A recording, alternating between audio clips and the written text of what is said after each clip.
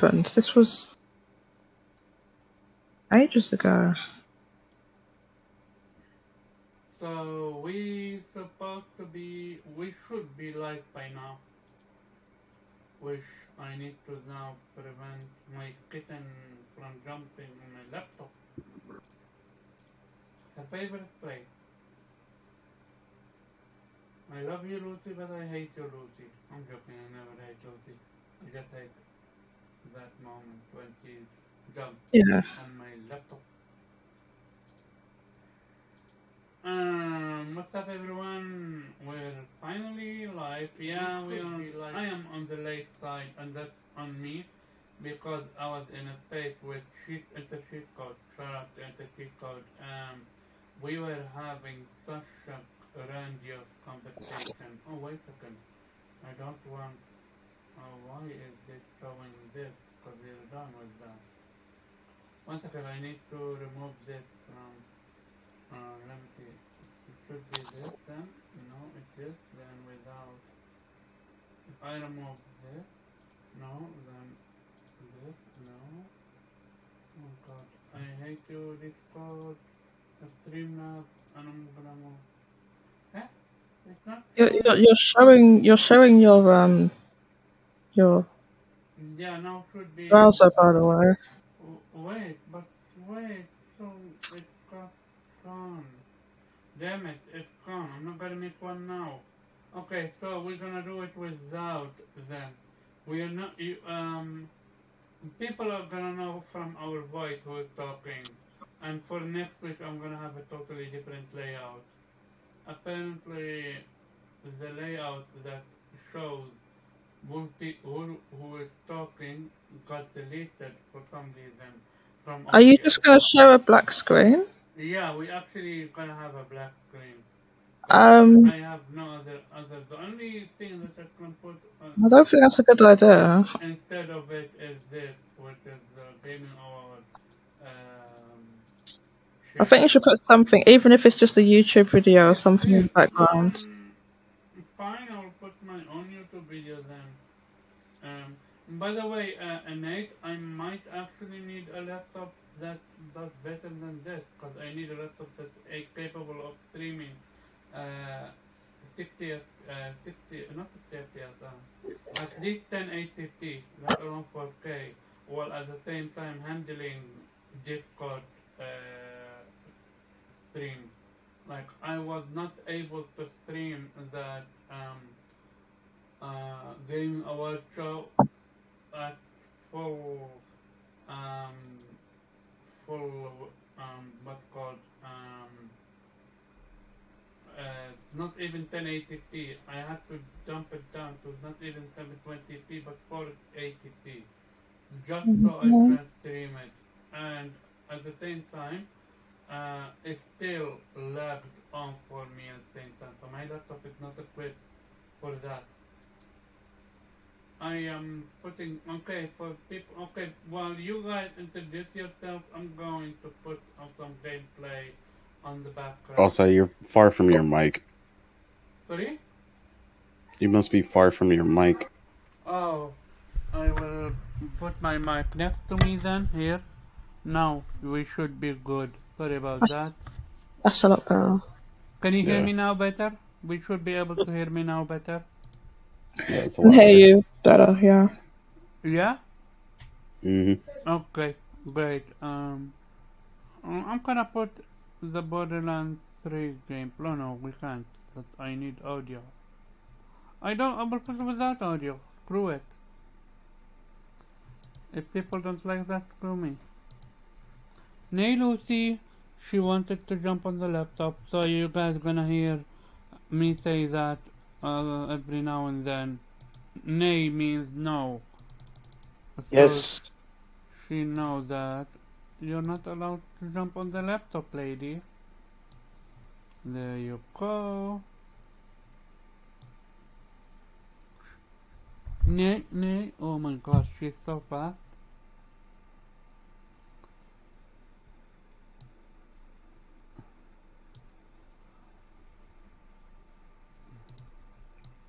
Why is it not showing them? How is Huh? this? Never mind, I was talking to myself in a way. Oh my god, she is already on the laptop. Oh my god. I moved my eyes 1 second away from her so I can puzzle this thing out with the whole YouTube feed so I can put some quality gameplay for the people to watch. Cause I can. Oh yeah, I need. Yeah, that's not gonna look good though. Maybe I will keep it as that. You should be able having gameplay. Yeah, no. Oh no, that's a different long. Now you should be able to have live gameplay. Okay, yeah. Everyone introduce yourself. Sorry about that. This is not professional podcasting. This is just gamers going in together and talk gaming. Go ahead. Who is first? I'm pretty sure it's Weeb. It's always All, Weeb. He's the always. guilty one. Yeah, go ahead, Blue. Well, this is Blue Rhizome, aka the Weeb Sheriff. What's good, chat? If there's anybody in the chat. I guess we're doing what we're playing now again, right, Omar? Yeah, what you playing? Right now, I'm playing Doom Eternal: The Age of Gods Part 2. Hopped on to that back again. And I've also hopped a bit between games. Finished Kena this week. Or Kena, whatever you pronounce it. Which was great. Probably gonna wait for the plat because I think it's a pain in the ass. Because some of these bosses were really annoying. I've also played a bit of Sackboy's Adventure with Kay. And I think that's about it for the time being. Yeah.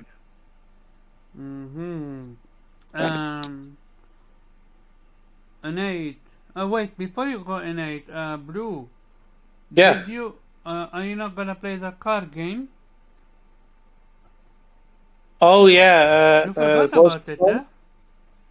I didn't forget about it, but I'm kind of waiting for it because I have other games to play at the moment, and maybe at the time that I will decide to play it, maybe it will be discounted. I know. Gotcha. Okay. Nate. Yes, Nate, or known as the real Nate on Twitter. Right now, I'm playing a bunch of stuff. So, currently, Super Robot Wars 30. But the list is extensive. So I am shocked. What happened to Forza? I played that earlier today.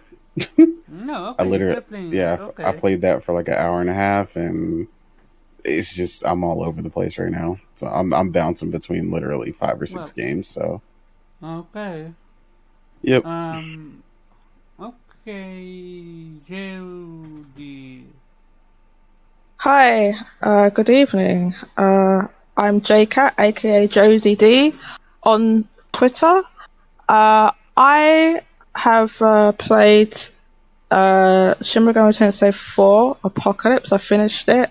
I got the Chaos ending, which was pretty interesting. The game differs from SMT4, which is a sequel to. You play as a different protagonist, and it's a lot of similarities, but a lot of differences as well. That some things I liked and some things I didn't like. Like I found the game on the base difficulty to be too easy, you know. So I actually played it on hard, which is like the war. It's called War. So yeah, finished that, and then I've been playing Horizon Zero Dawn. I'm quite aware. You. Excuse me. Excuse you. I love that. Yeah, How far are you? I think I'm quite a way through the game. There's a boss that my first attempt I failed. I failed at it. I was quite annoyed, but there's a big robot called the Deathbringer. Oh, and you're pretty far. Yeah, I think I'm pretty far through the game. Yeah, Yeah. yeah, you go into a bunker, and what happened was that I I went there to I took out there's some enemies that are human enemies that are walking around, and I got almost all of them taken out. And I thought I was undercover, and I think the Deathbringer spotted me, so I had to start the fight against it unexpectedly, and Yeah. then I I was so annoying. I got down right to I got it down to it's like a tiny last little bit of health left, but my health was almost gone, and I didn't have any potions or anything left. And it was a situation where it was going to be one hit and I was going to be dead. And for ages I survived on a little bit of health, and I thought, oh, I might do it, and then nah, died, and I was like, oh, screw it. Oh, that happened to me. It was after midnight, and at that point I was like, I'm going to bed. That So happened to me. I know exactly where you're at. You're after you solve the dead mystery and then or abduction case, and then you awaken the Deathbringer. The very yeah, first. Yeah, yeah, yeah. but yeah, it's the second. There's the one that can move around. It's like a one that can walk. Yeah. So, So what yeah, made you start the game? I'm curious. what made me want to play the game in the first place? Yeah. Well, for one thing, PlayStation actually gave the game away free. I Yep. think was it last year? Oh, I can't Yeah, remember yeah. when No, a few months ago. a They few gave it months for ago. free, yeah. Yeah, so They they gave gave it it a they lot of gave the GOTY edition for free. So you yeah, actually get the DLC for it as yeah, well. the version with the DLC, and which I haven't gone into the DLC area yet, but so they gave that game free, and I obviously heard a lot about that game, wanted to play it. I'd completed The Last Guardian, and then I wanted to just play Nice. another PlayStation game. So I just decided to. It was just like, oh, I'll do that one. How So was I The just Last Guardian for you? Last Guardian I really liked. It's a game I would definitely Lucy! Sorry, she recommend. jumped on the laptop again. I am so terrified that she would cut the stream because she once did that with a different show. So, yeah. Maybe Go you can ahead. just distract her with treats or something. Yeah.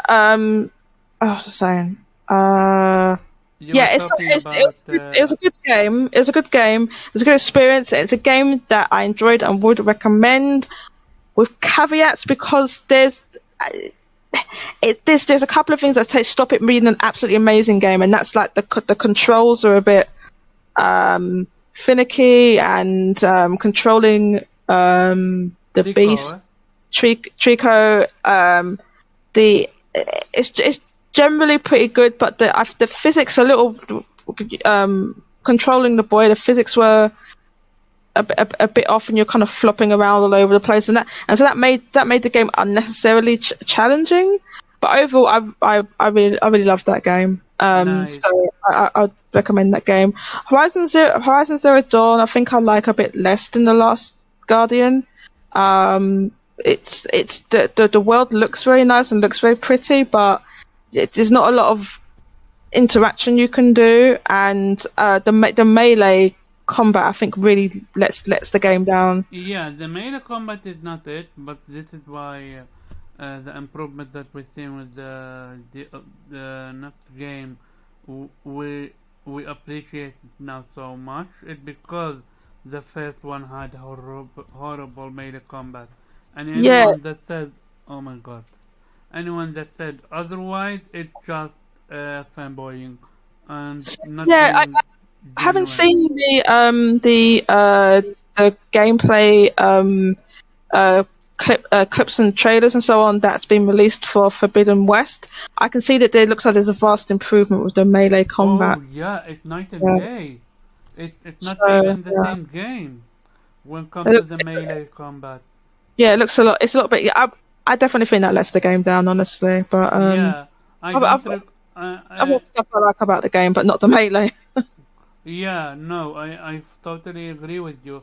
Did you kill Thunderjaw or that bird yet?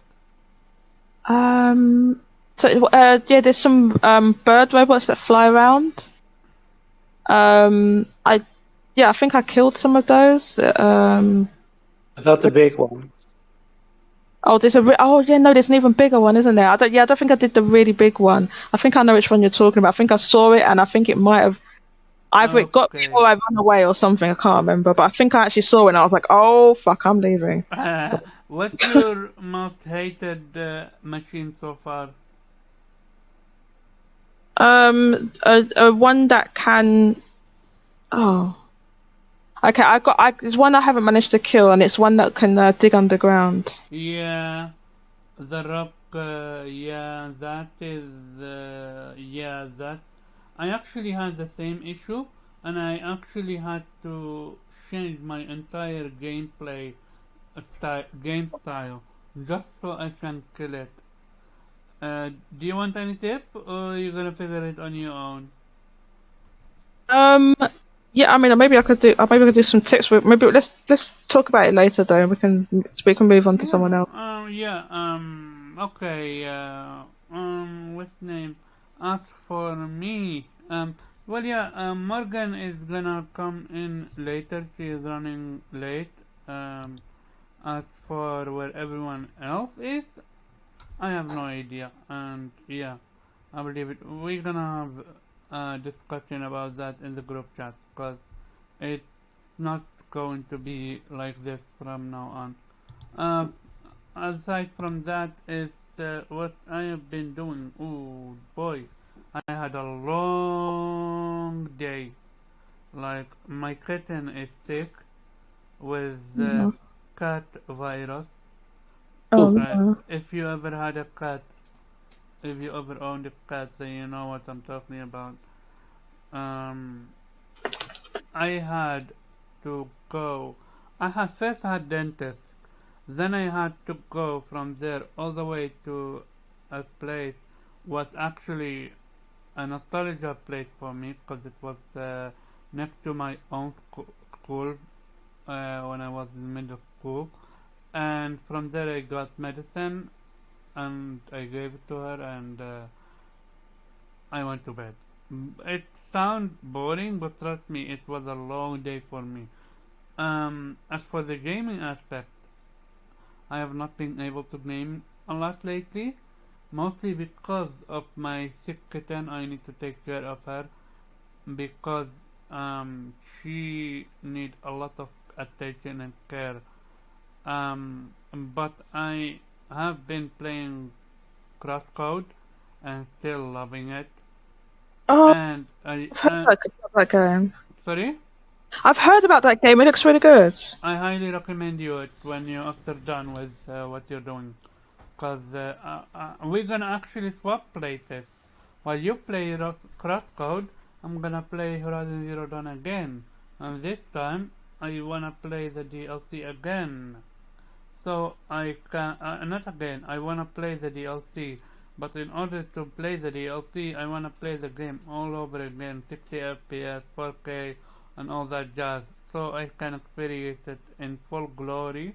I just wish it had DualSense integration. I never played the DLC because I gave my copy to my brother back then when he was in Lebanon. So I had no idea that they're gonna come out with a DLC. That was a surprise. Yeah. Other than that, let's start the show. Yeah, go ahead. What do you want to say, Jody? I didn't say anything. I didn't say anything. I heard your thing, but okay. I wanna give a big shout out. Like, uh, uh, no matter how many shout out I give that person to, I can't stress how I appreciate what he did, and that is Blue. Uh, he had sacrificed his own sleep just so he can sit through and watch the gaming award with me, where we Oh, actually really? um, and even after we were done streaming, he didn't go back to sleep. He actually pulled a nighter and went straight to work. What? So yeah, he was genuinely fantastic, and I appreciate the fuck out of that. Like Yeah, truly, shout. truly, truly, truly, truly, shout out to you. You make me blush. And just because I already promised it and I already did it, I'm gonna do it for the final time. Alternation, shout out to Alternation. Yeah, baby. I'm pretty sure you got your wish with. I'm gonna let you have the field day with the information that you put in about Horizon. You're gonna Oh have, yeah.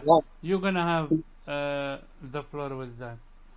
Yeah, Um, Gorilla. we're Gorillas. gonna talk about the gaming awards, and boy Yes. oh boy, excuse fucking me, Deathloop winning art and direction. Deathloop not winning Game of the Year. Yeah.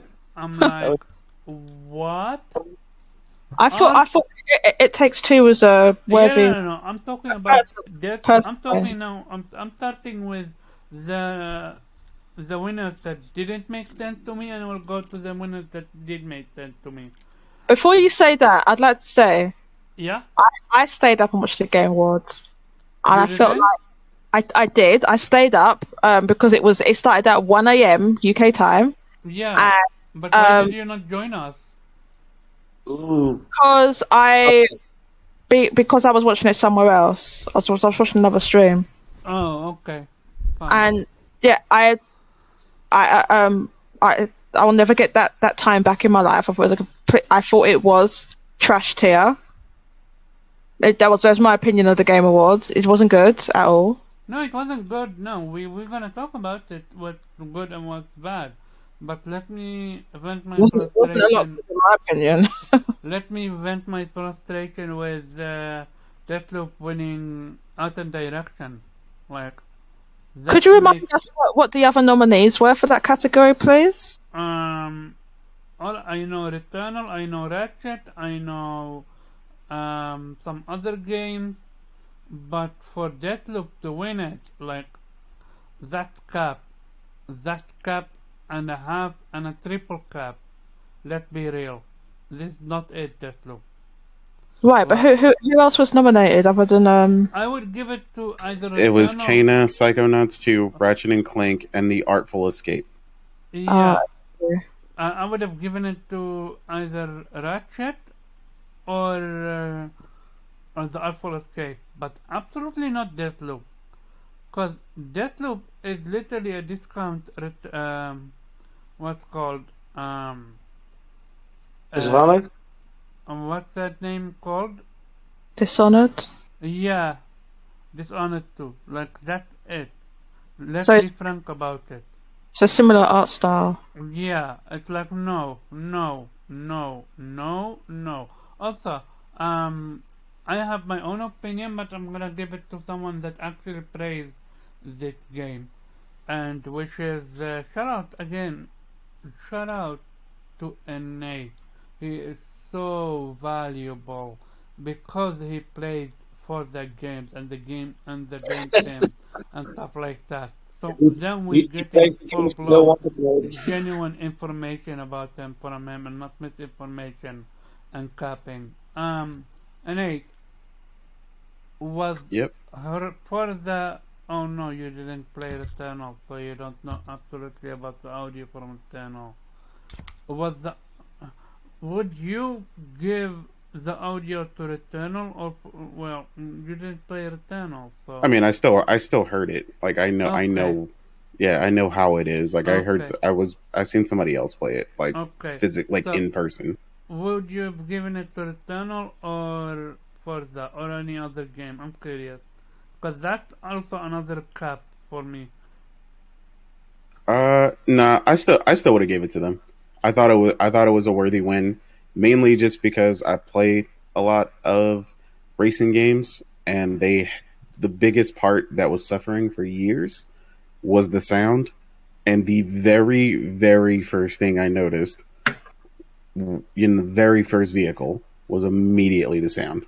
So, and it's complex in a lot of ways because it's not just the sound of the vehicle. There's the sound of the vehicle outside the car, the sound of the way the vehicle specifically should sound, like that vehicle. Then there's how the vehicle sounds inside the car.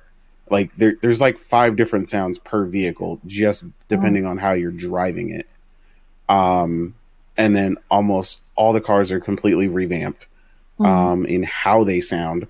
So like now a V12 Lambo sounds like a V12 Lambo. It doesn't sound like stage 3 of a vacuum cleaner, like what they used to use. Gotcha. Okay. Yeah, so it's remarkable, I know actually. You kept it 100. As much Yeah, as I disagree there's with no it, cap. because I didn't play Forza, but I played Returnal, and the audio on Returnal, despite not having 3D audio, because I have hard hearing, and hard hearing can't do 3D audio, sadly. The controller sound alone, when the super ultimate the super move for my gun is ready, like that audio of it alone is a 10 out of 10. I wanna give it to I'm curious. Blue, did you play Returnal? Nope. Sorry? I did not. No. You did not. Okay. Okay. We're gonna start with every single person with Blue, and up. What is your thought on the Game Award, and was the winner justified?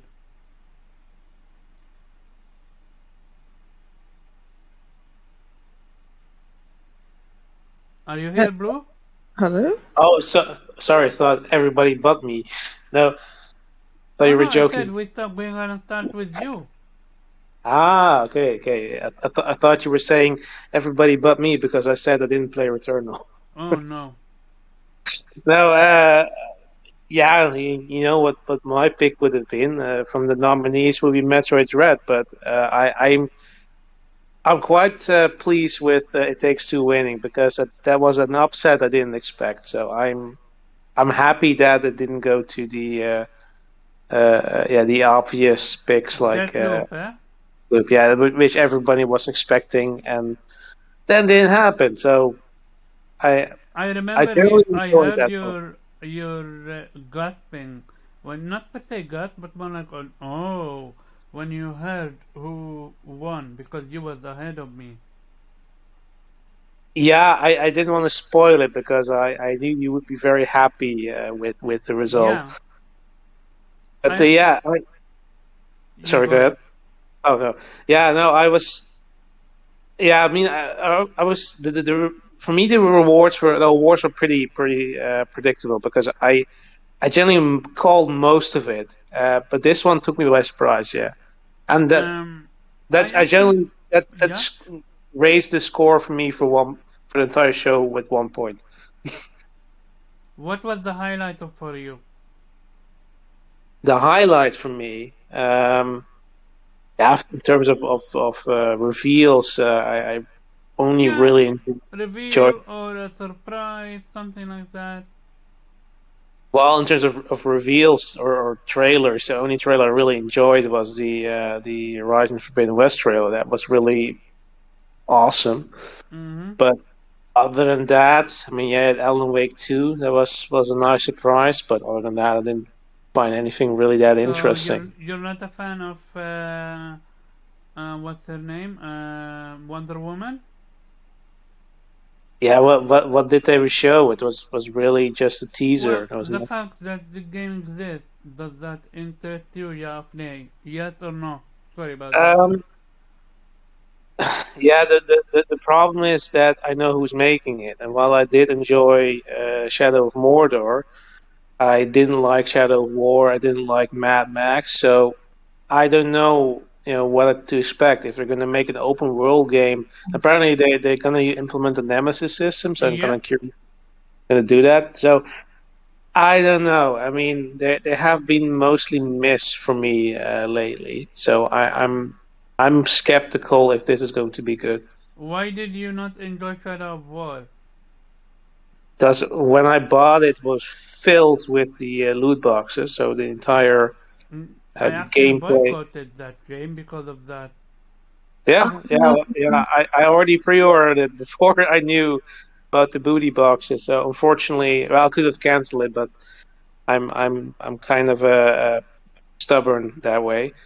But yeah, it wasn't just that. I felt like this overall a massive step down. The story was less interesting. The characters were boring. Dialogues were awful.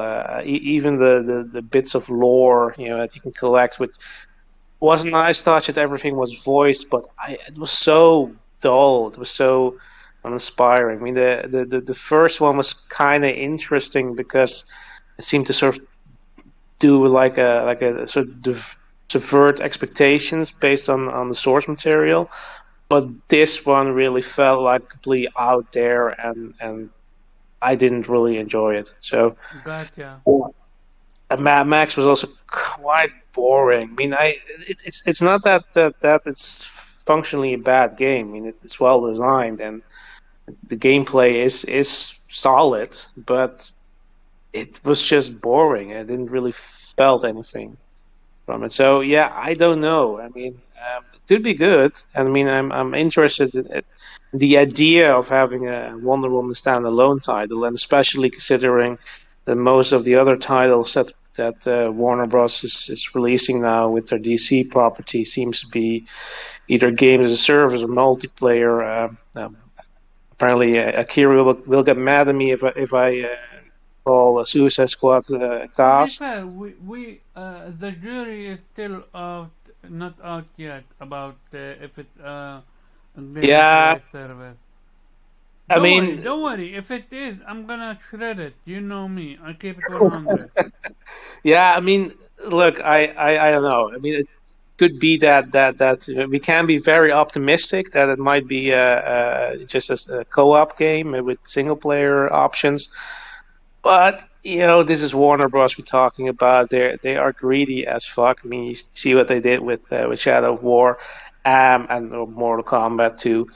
And if it's really not games as a service, why not just come out? Because you do see people, even there's even articles about it. You do see people speculating that it might be games as a service. So if it's not, if I was them, I would just come out and say, okay, look, it's not. No, it's definitely not games as a service. Don't worry.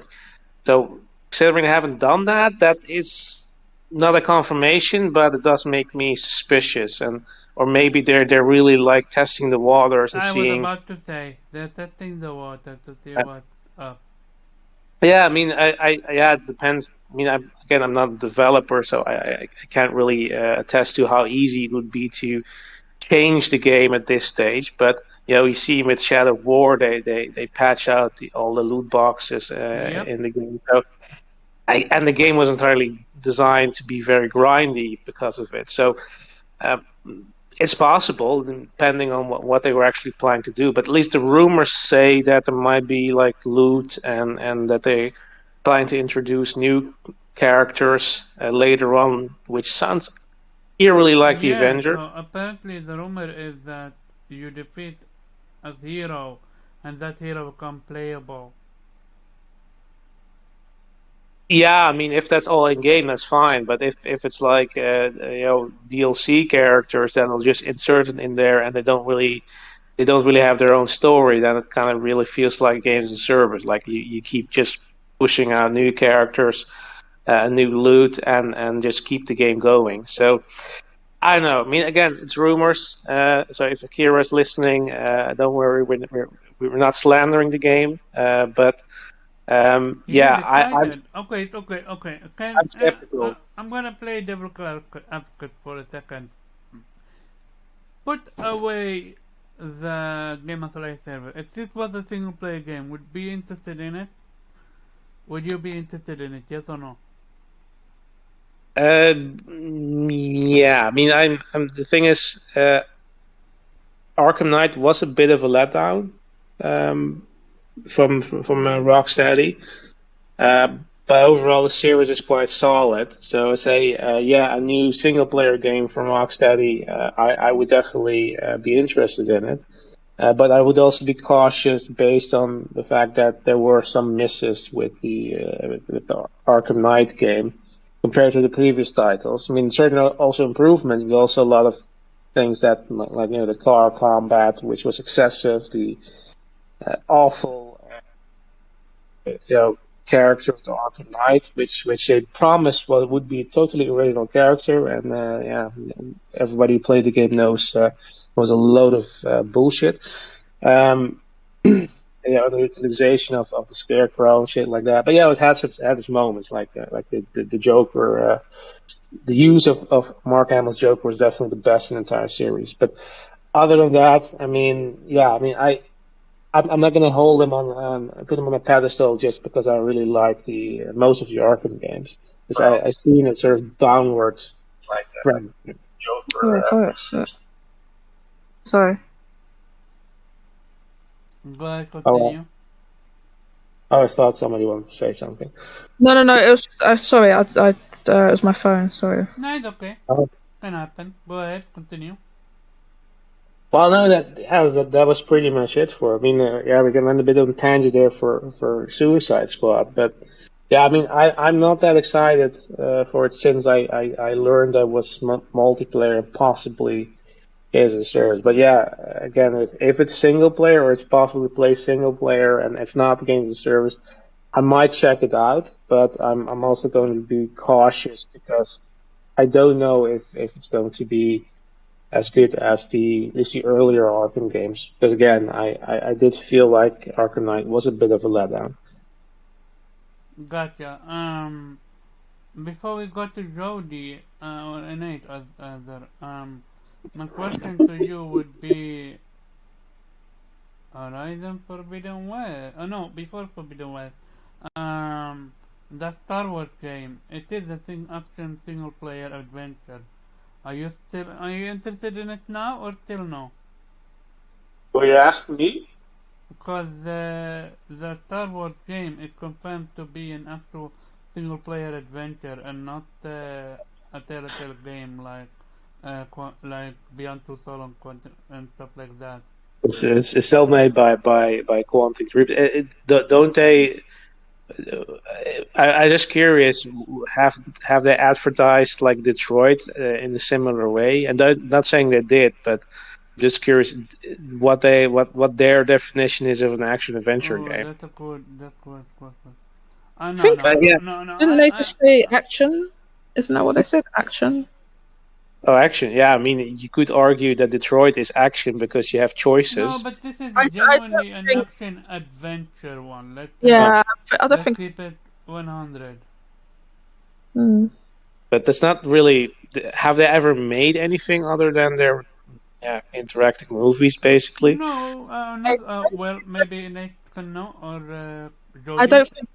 I don't believe they have. I think they've only. They definitely haven't, because I've played all the way back to Fahrenheit, and a lot of people didn't even play that, and that was like the first. Here's the thing: give them benefits of the doubt because Horizon Zero Dawn exists.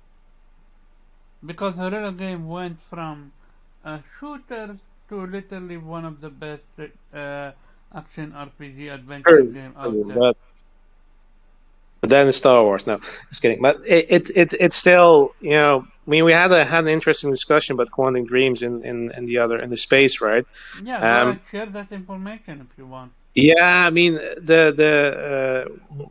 it was a developer from I think from Ubisoft, right? Ubisoft France, who was giving some information, because I was aware that there was a lawsuit against David Cage, but not like what the status was. I thought nothing happened, but apparently he is convicted, and there might be a possibility of jail time or that he, or at least has to pay a fine or something.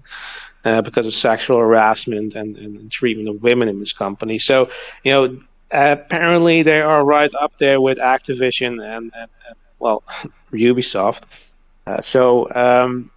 yeah, I'm not sure how comfortable I feel exporting games, and I mean I'm not a day one fan of their games. I enjoyed Detroit for what it was, but I also felt like it was a bit heavy-handed, and yeah, clearly, it's very obvious that David Cage is quite narcissistic, that he doesn't generally care about the topics he addresses, but more likes to, yeah, pretend or likes to have people perceive him as being somebody who's so generous, based on the bragging he's done with that he knows, like Elliot Page and stuff. When people question him about his stance regarding LGBT rights, so yeah, I mean, but apparently he wasn't directly involved in that. I understood, or at least he wasn't Yeah, he's allowed not to direct involved it. in Yeah, this new game, so so it could. I mean, look, it's still the same company, but so that might, for me, might be a reason to, you know, abstain from supporting it. But at the very least, it could at least have a better narrative than it would have had if he was involved, because he is absolutely awful in telling stories. And I'm sorry, Nate, if you're a fan of his work, but I no, think it's okay. Talk with he's Toby's Jet. You he's don't atrocious you in the don't way need to he say tells sorry stories. whatsoever. It's your Oh, opinion. blimey. Fluent I mean, turning punches. yeah, I mean, I'm just telling it how it is. I mean, but look, Detroit. I said that in the previous in the space. Like, I mean, I like the only part I like about it, aside from it looks fantastic, is I like the Connor story, or at least parts of it, because I found him a very generally intriguing character, and I really felt like the choices had mattered there. But the other two stories were so god awful, in terms of writing, in terms of so on the nose and what they were trying to evoke, what themes they were going after, what allegories there were. It was barely an allegory if you're basically literally doing it, but just with robots, and it just felt so disingenuous and yeah, like he was just trying to stroke his own ego. It was David Cage through and through.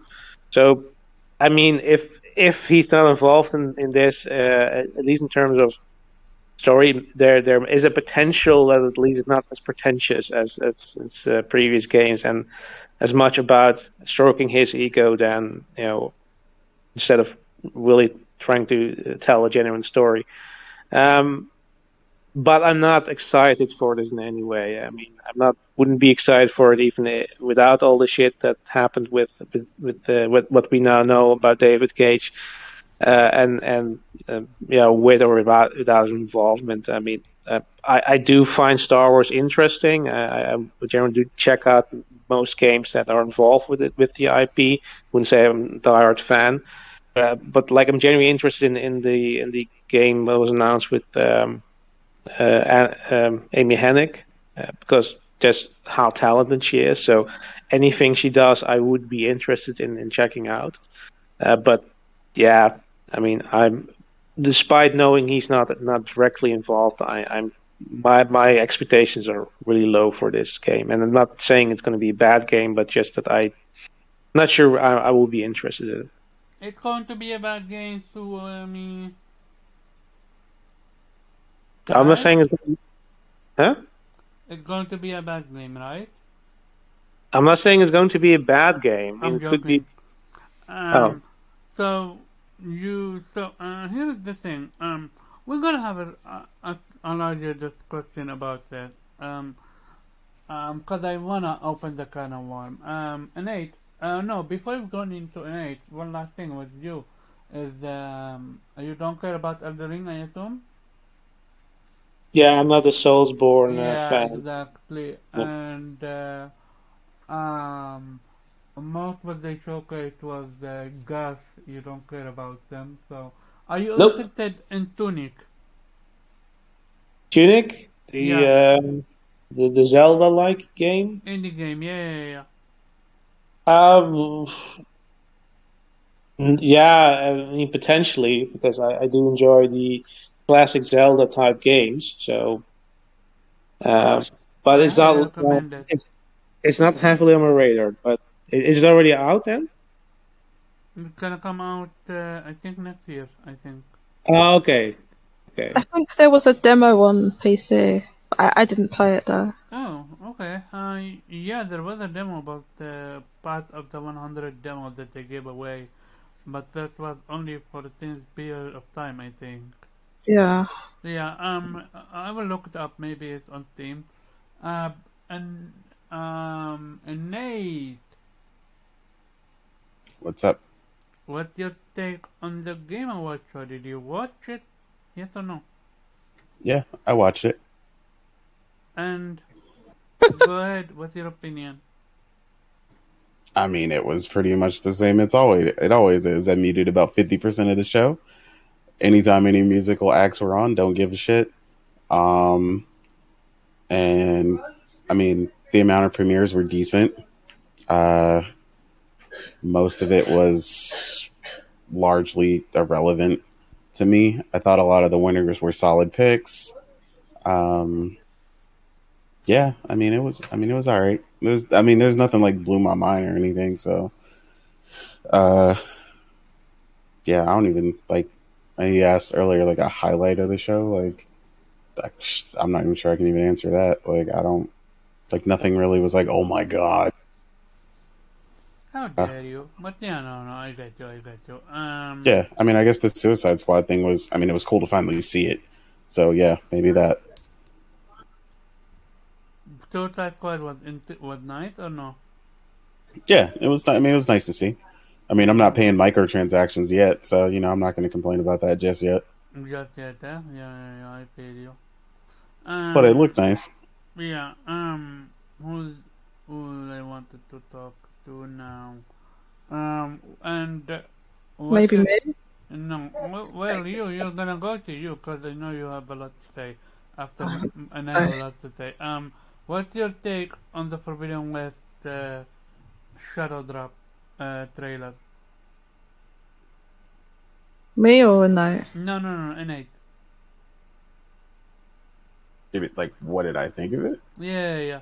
From what they've showcased. I mean, I like what I saw. I mean, it looks good, but I mean, I think everything they've shown about that game looks amazing so far. Mm-hmm. So, I mean, I have the platinum for Horizon 1.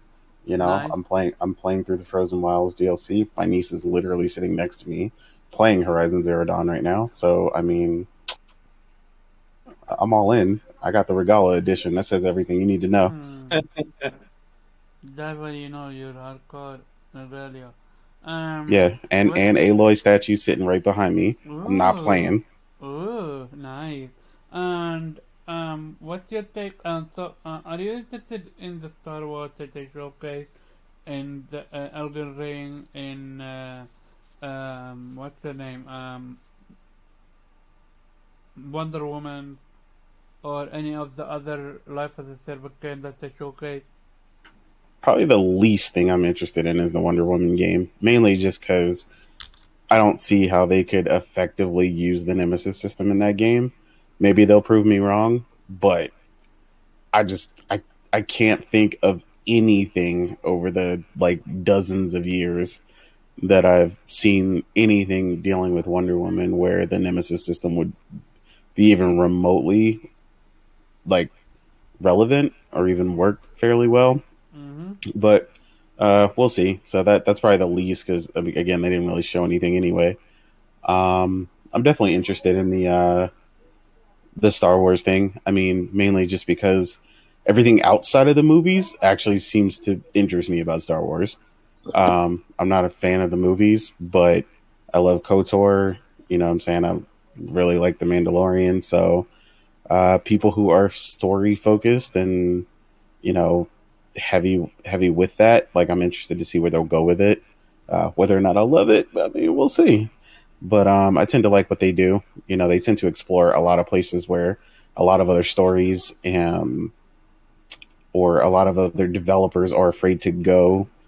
So, I'm hoping they'll go to some of the darker places in Star Wars that don't ever really get talked about outside of like books and stuff like that. So, what are the darkest places?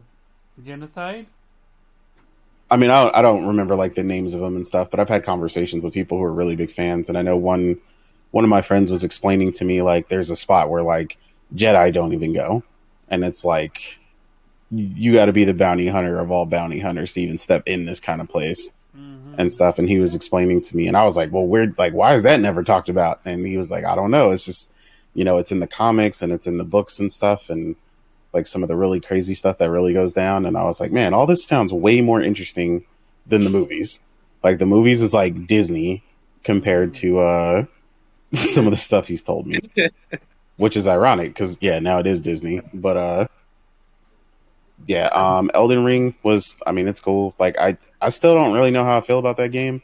I'll probably pick it up only because it's finally like no nonsense co-op. Because that's really the thing that I hate with the Souls games when it comes to co-op. Like co-op makes it more fun, but it's like trying to pull teeth, like trying to get it to work and trying to get it to work properly. Especially when you need to use the freaking stone. Well, exactly. Be part of the covenant or whatsoever. Yeah, like it gets really weird. Like, which Morgan picked up Demon Souls recently and got past a specific point, and now I got to get past that specific point, and then we got to both find stones. Then we got to, it's like performing a whole ritual, man. Like I'm like, this is way too much effort just to play with each other. But I got the game, and she's playing through it, so I was like, we might as well just try and play through it together. Mainly just because the big reason why I actually like Demon Souls was because I played with my friend, and we played through the whole game basically together, and that was that was like a huge reason why I liked it. So try to give her the same experience. That, and I mean, the remake really does look absolutely ridiculous. Bluepoint absolutely killed it in 100 billion ways. Like that game is insane to look at. No, yeah. Do you think the SSD helped? I think that would help. SSD. Well, yeah. I mean, the load times and everything are crazy. Yeah. No. Imagine if there was no SSD. Do you think the game would still be as enjoyable as what you have played? I mean, yeah, because I enjoyed the game before. I mean, so I mean, I think it would still be enjoyable, but it's a lot. You get a lot less time to think about your mistakes when you load instantaneously into everything. So it's pretty funny. That's a very good one.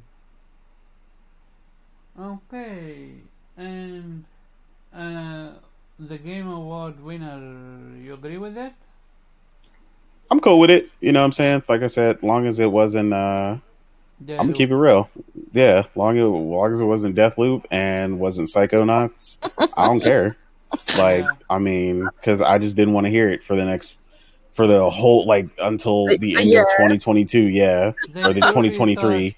That they will clean house, eh?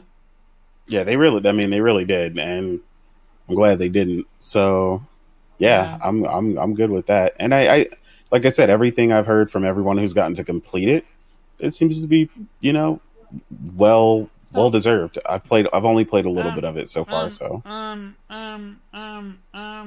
gonna go that Jody. Before we go to you, because we're gonna definitely go to you right now. I wanna hear you are our detective lady. I wanna hear from you. Have there ever been a moment in the history of Game Awards show where a game that have yet to come out win Game of the Year? Player's Choice. I don't know, because that Player's Choice thing has only been around for a couple of years. And I can't remember if it was there. It started in 2019. And do you know why it started in 2019? Do you know the actual reason why it was started? Because it wasn't there at the beginning. It added after all the nominees and everything were announced. Do you know? Oh, no, I know. I can answer the question. Oh, you know. I thought you posing the question know. Sorry, I misheard you. Because I know the. I heard you saying you don't know. That's why I misheard you. Go ahead. The reason is because that year, Fire Emblem Three Houses got about 89 Metacritic, and it was one of the highest rated games of the year. Was not nominated for Game of the Year. and much lower rated games like Control were, and people are like, what is up with that? So Jeff Keighley, and in response to, it was in direct response to that Jeff Keighley added the Player's Choice award, that you could just, free is 100% viewer votes, or audience votes, and Fire Emblem Three Houses won that. But my question is, Fire Emblem Three Houses was a game that got released, right? It's not a game that have yet to be released. No, it was a released game at the time. Yeah, it wasn't. Yeah, so my question is, a pre-release game. Have we ever experienced a moment where another game that have yet to be released winning a choice award? Like, with the way Halo won it. Like, The way Halo, to me, it didn't make sense. That they probably shouldn't have put it on the list for a game that wasn't out yet, because it was supposed to be for games in the end of 2020 till November 2021 period for that year, and Halo Infinite fell outside that. The multiplayer was out, yes, but it's a beta by Microsoft. From what Microsoft said, it's still beta. The official release still wasn't until this December 8th, and I think it won.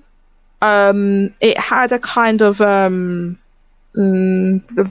a bit of a recency bias vote, because it was just one of the most recent big game that had come out, right? You can count the multiplayer. I mean, the multiplayer, it's a beta, but it was fully playable. They didn't add any extra features when it launched, and it was fully monetized and everything, right?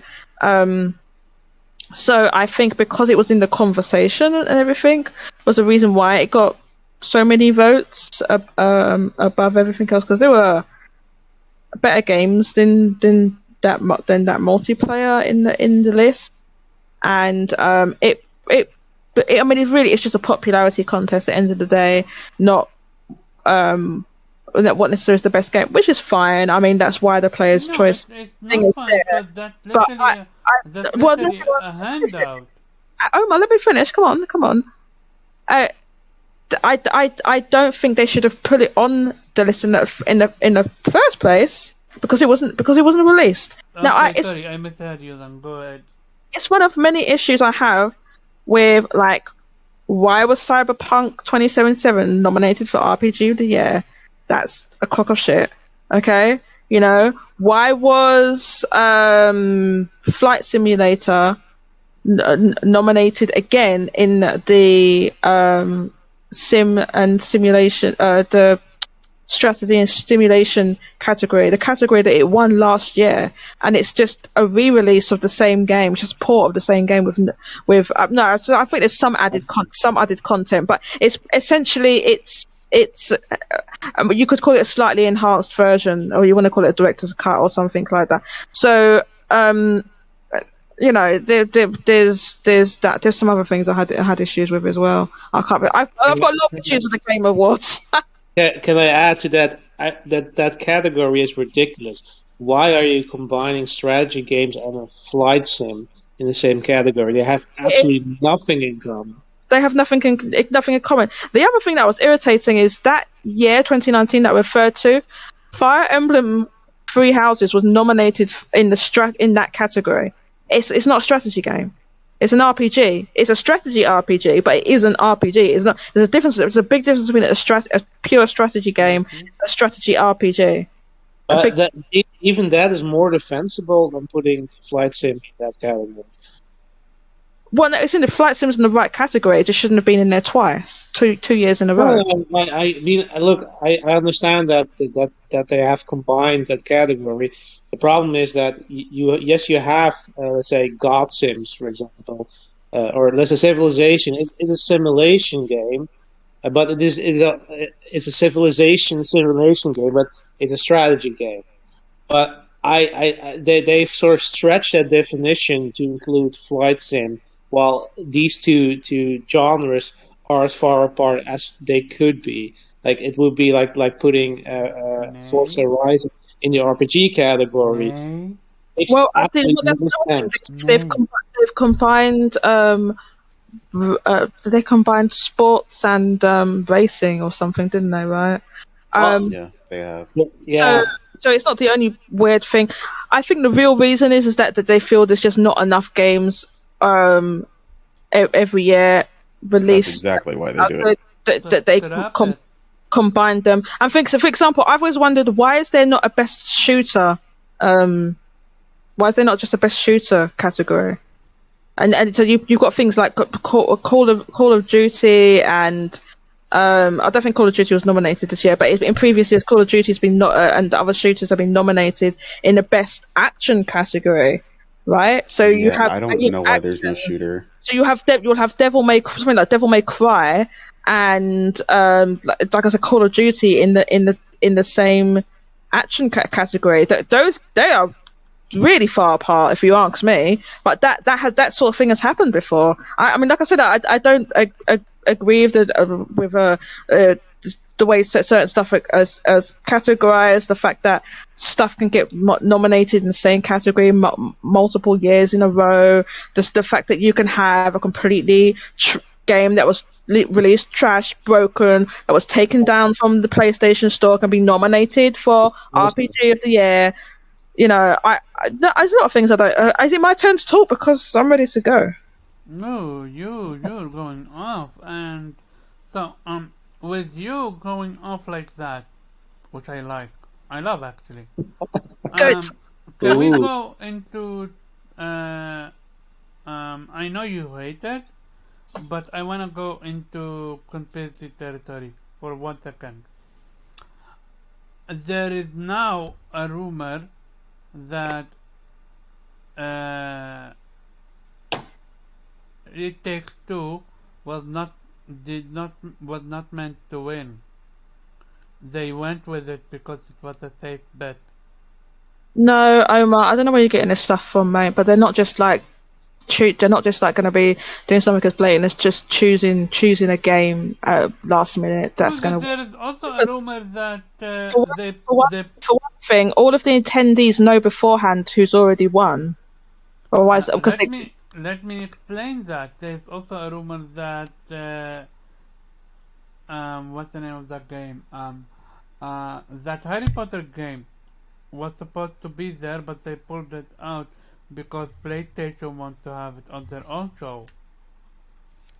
that is slightly more believable, not because PlayStation would want to have it on its own show, but because that game did no other gameplay or trailers has been shown since the initial reveal at all, and it got delayed. Secondly, there's controversy because since that game was first leaked a couple of years ago, the author J.K. Rowling is known to be an anti-trans bigot. So it's probably one of the reasons why they want to, give it a lot of. But that's just me thinking. But I mean, Omar, you're prone to believe a lot of weird conspiracy. Lady, we're having conversation about it. No more. I never said it's true or not true. We're having a conversation about it. So, for the record, that's something that they actually came out and said that she's actually not involved with it because of all that mess and people assuming that they were going to be linked. And it doesn't matter whether she's not directly involved in the game. She profits from that game. Oh, yeah, but I'm saying she's still not directly. I'm saying they came out. It's irrelevant. I mean, people go and feel how they want to feel. I know they said that. It's true. She's not directly involved in any of the writing or anything in that game, but she still profits. She owns Harry Potter. She profits from that game. So they've tried. I mean, they're gonna have to get over that rich shit already because she's been the richest.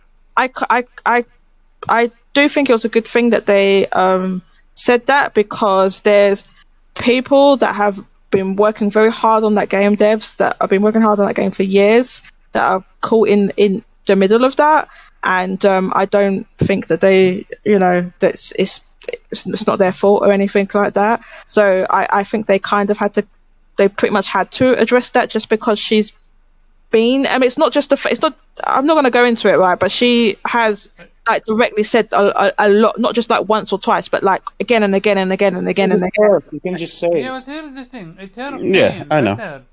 She can have her own opinion, but as long as she's not hurting anyone, aka sexual harassment and stuff like that. She is hurting people. She is hurting people. That's the thing. She do you. You decide if you support her or not. But anyway, the game, like we were saying, wasn't there. It's a rumor. No one actually knows, and we don't even know if there's going to be a PlayStation event. So, like, it's just a rumor. One thing I can comment on, kind of the business side of that, the game was delayed. One thing that I think people can bear in mind a little bit is that in order to make kind of a trailer or like kind of a vertical slice of a game, like a bit of gameplay or something like that, they actually take a really long time to make. You know, they'd have to be working on that for like 6 months or something like that, and that really does take a lot of time away, development time away, because they have to make that, right? So, for a game that's already delayed to then, you know, to take time away to make a trailer that's going to take months to make it, often is not a good idea. That's why some games kind of go dark for ages, and you're like, oh well, what's going on? It's like literally the game would be another 6 months later or something. So that's possibly a reason why it's not been there, because we have literally seen no other, apart from the initial trailer, there's been nothing else from that game, and it genuinely does take a long time to make those vertical slices and gameplay trailers. Okay, nice. So what's your take on the winner? The overall winner, Game of the Year? Well, in general, every winner, what's your take on most of them? If you want to give your opinion. Yeah, so we'll start with Game of the Year since you asked me about that. I think It Takes Two deserved it. I've played that game not all the way through, probably about halfway or something like that. It's a really good game.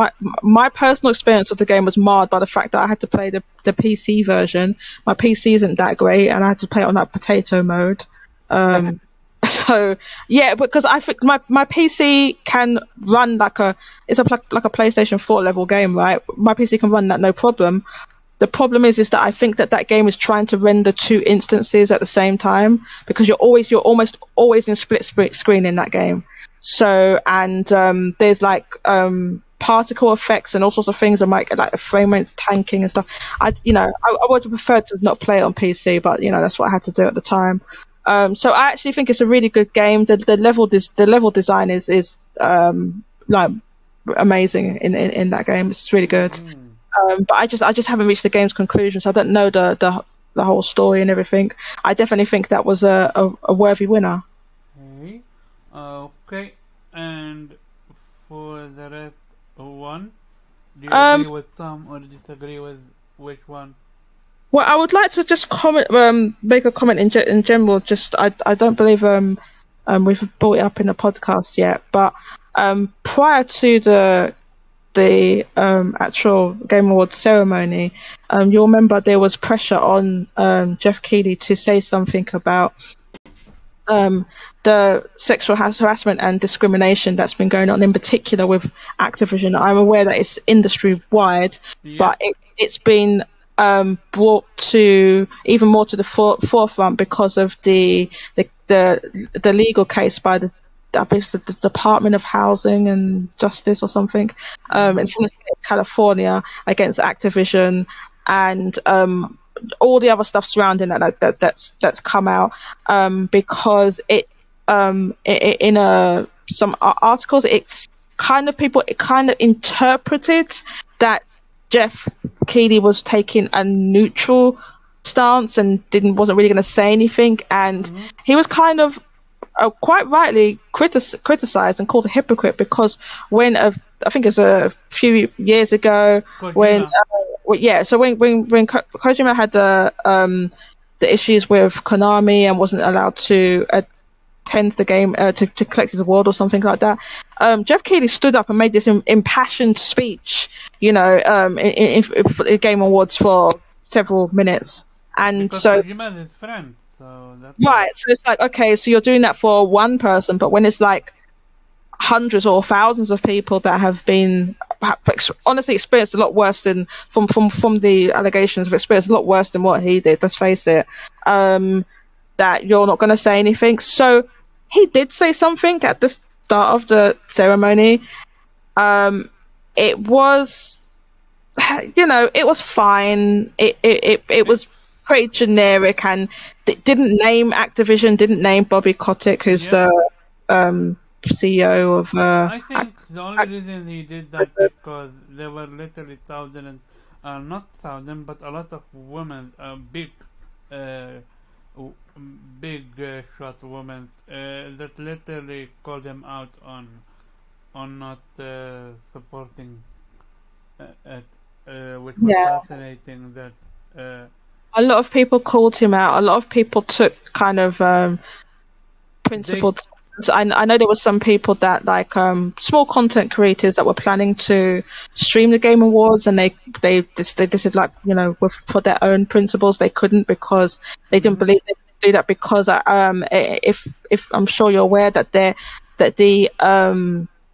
advisory board for the Game Awards has one of the someone from Activision on there. He's an executive from Activision on the advisory board, and which was, Jeff Keighley was called out for that. His answer to that was, well, it's not. They don't tell us what to do. They don't tell me what to do. They don't choose anything. They're just there in advisory capacity, which is fine, and I believe him on that.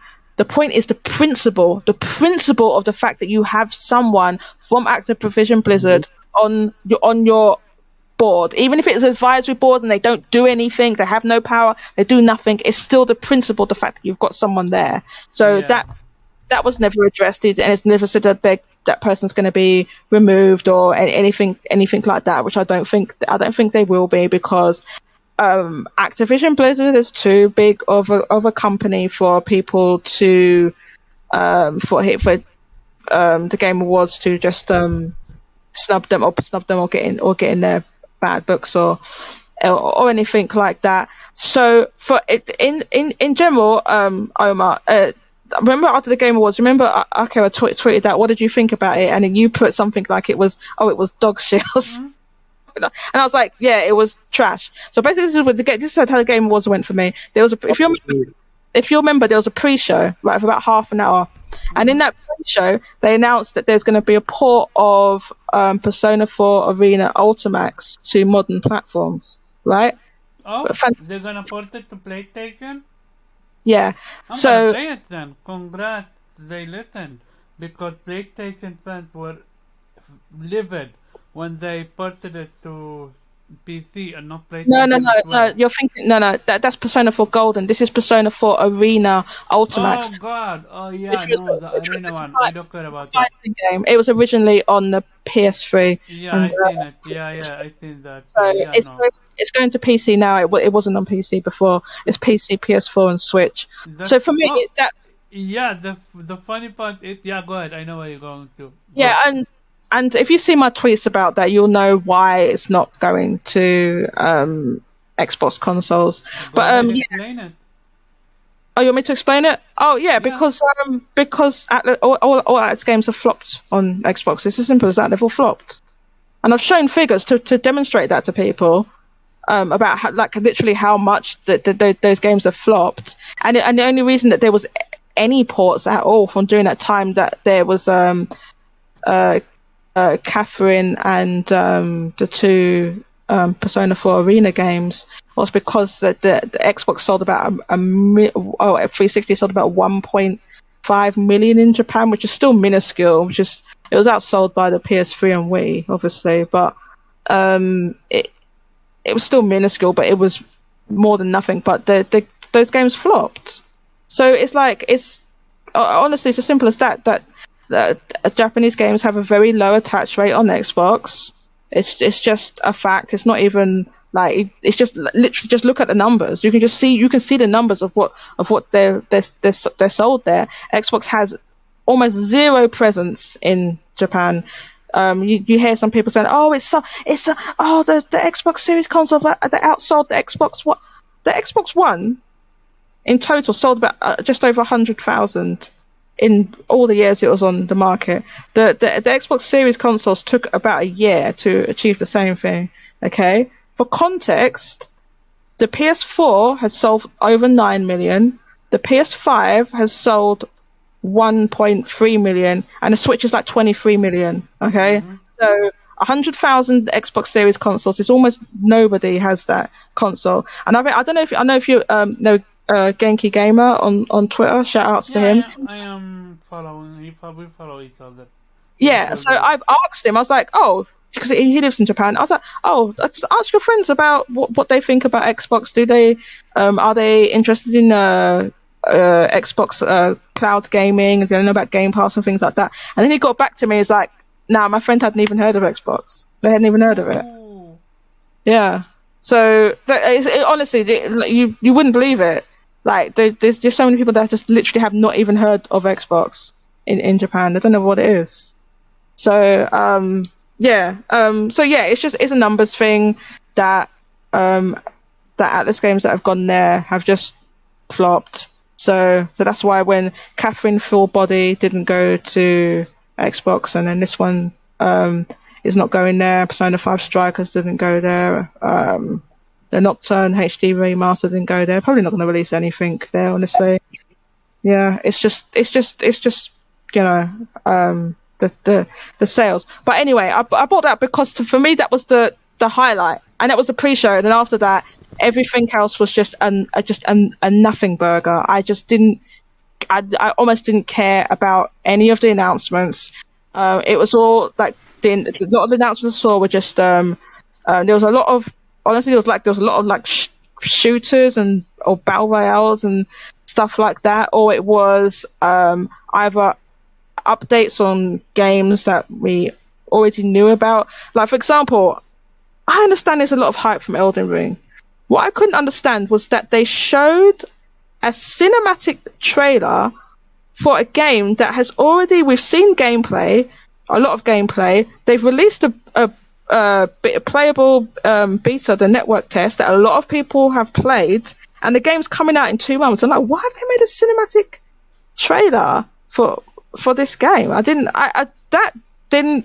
understand why they did it, sort of, but it just doesn't kind of. If the game was already still another year out and they hadn't had all that stuff, you know, and then it was other thing like, okay, so they showed. That's the other thing. Nintendo wasn't there at all. Basically, didn't have any announcement. They normally always have something. They had nothing. Sony was barely there. All they had was Horizon Forbidden West, which, okay, they showed some unseen gameplay, but that's a game we already know about. Like, you know, we already know about that game. It wasn't a new announcement, right? So there was barely any new announcements. And if you're not somebody that is heavily into Western photorealistic AAA games that are mostly shooters and things like that, there wasn't a lot there for you. I'm not somebody who's into those games. What's your take on Nintendo losing in their own turf? What would that be? The family game. Well, the family, that's another category I've got issues with. The family category makes no sense at all, because you look at the family category and it's like, oh, so it's games that you play with your family, right? So it seems to be, or they're kind of confused between, does it mean games that you play with your family or games that would be appropriate for children, right? Because it takes two won that. I think it did deserve to win the award. The problem is that if it was a game that's aimed at children, that game's like teen rated. If you've played that game, I don't know if anyone here has played that game. That game's not for kids. That game is not for children. So why is it played in family? why was it in it? So it's a game you can play in co-op. so you can play it with a family member, I guess. But then the other thing was, this is why that category makes no sense, because they had like Mario Party and stuff like that, which is, yeah, that's a game you can play with your family, right? But then they had Pokemon Snap. That's a single player game. So why was that in there? That made no sense. Yeah. So that's another category I've got issues with. That category has never made any sense to me, because if there has the same issue with that category every year. If the category is based on, it's games that you play with your family, then of course it takes two. It's a game you can play with family members, but it's not a family game, if you get my meaning. But I don't have any problem. It touched on some heavy subject. Yeah, exactly. I don't have any problem with it winning that category. I thought if it was based on games that you play with your family, that maybe Mario Party would win, because I don't think, because what was the other ones? WarioWare, I don't even know why that was nominated. I don't know. And then, like I said, Pokemon Snap is a single player game, and then the Mario 3D World was a re-release with some extra content. So yeah, I mean it's fine, but I just have a problem with the category. It's a confused category, right? Maybe it's not like it's smashing two things together, like sim and strategy, which are two completely different genres, but it's still a category that doesn't really know what it wants to be. So that's why inevitably you end up with Nintendo games in it every year, because I think people either they read it as both the voting jury. I think they read it as both a family, that means for children, or is suitable for children, I should say. That could be suitable for children, and then also maybe it's a game that you play with your family. So you end up with Nintendo games in there. But then like one year, like Ring Fit Adventure was nominated. Which is a Nintendo game, but it's not. You can't play that with your family. As a single player game. That made no sense to me. So I don't know, man. That category, I think they should either redefine or get rid of that category, personally. Okay, so conclusion. My conclusion, I thought the Game Awards was just a complete waste of my time. There was no announcements there that were of any interest. The Game Awards is highly biased anyway. I don't like the pacing's all off. You know, they have some of the awards they don't even give out on stage. They're just like smushed together in like a they just read them off one after the other. They're just all smushed. When they do it at the esports ones, good. I don't care about who cares about those ones. Don't even know who those people are. Do that at the esports, but they did it with like RPG. They did it with audio design. Did they do it with audio design? They did it with a few of them, right? Like accessibility or disrespect. Jesus. Yeah. Yeah. Also winning accessibility, I call it before it even happened. Accessibility was on stage. No, Forza Win accessibility was fine, Omar. No. I didn't say it's not fine. All I said is I called it before it even happened. Oh, okay. The second I heard that they literally messed with your reaction speed, I was like, yeah, no, it's over. Also, the fact that you can play it with sign language or something like that. Yeah, the accessibility options are, from what I've seen, are excellent in that game. They're actually really good. It was a worthy winner. The thing I didn't like was that the guy who went up to accept the awards, they cut him off, like when he was talking about the accessibility and stuff like that. They cut him off like quick time. That's another problem I have with the Game Awards. I thought maybe that was my stream. No, he even said, they're telling me to wrap it up. They give them like 30 seconds to talk. Each winner. At the end, I have two things to say, and I'm gonna give my take first. But first, I need to give a Blue another round because I forgot to tell him to give him. So and now you're done, right? or did you need to say something else? Who, me? Yeah, No, I'm pretty much done, so I'm just gonna be repeating yeah, my. that's why. Blue, go ahead. Announce it with about Forbidden West. Go ahead. Oh yeah, that Gorilla is officially a member of the Auto Nation. That's my announcement. Now So, we explain we why. discovered there's a robot in there called the Bearer, I believe. That's based on Otter. So I'm taking full credit. Yeah. Yeah, that's it. Um. Automation. Uh, okay. Now, my opinion is dog shit. Mostly because some games one that doesn't deserve it in my opinion, especially when you have other companies. So here is my issue with the whole gaming award. When you have not PlayStation, put PlayStation aside. I'm gonna name studio.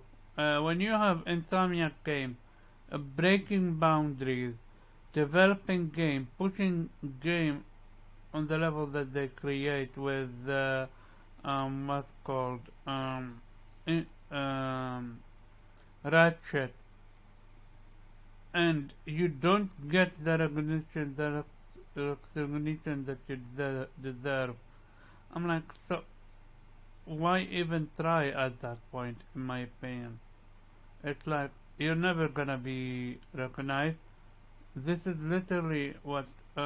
Again, when it was nominated against what's called Last of Us 2, they stood no chance. Like I keep it 1,000, but they deserve it though. They put out amazing games, and with Ratchet, it was an amazing game, and it should have won, and it didn't win anything. And I'm like, yeah, I don't know. I feel like it's just it's I okay. So here is the thing.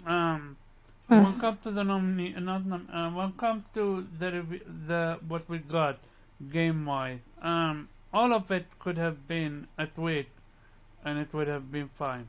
Cause the only thing that was shocking is literally the what's called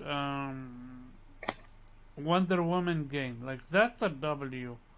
As someone that loves action adventure games, and as much as I don't care about, I didn't play the last game, which is Shadow of War, because of the business practice. I'm gonna definitely play it and give my opinion of it. But other than that, I because PlayStation gave it to me with PlayStation Plus. Otherwise, I would have never bought it. But here is the thing. I don't know. I am not impressed with what I've seen. If it's like am I the only one that think we had way too many commercials? We had way too many games as a live service that show. Yes, there was way too many like shown, announced. It was the whole almost the whole game was just full of this live service battle royale nonsense. Like I don't care about those games. I really don't. I understand you need to pay the bills, but I read it No, somewhere. I understand that. I've people complained about too much advertising, and I they need to have those advertisements in there once the show isn't going to be funded. Yeah, Um, and I've heard that quite early on when Jeff Keighley was trying to get this thing going that they initially he couldn't even get any funding for it. He didn't manage to get advertisements and stuff like that. So now there is an award show because of that. I do think though the structure of it can be argued with.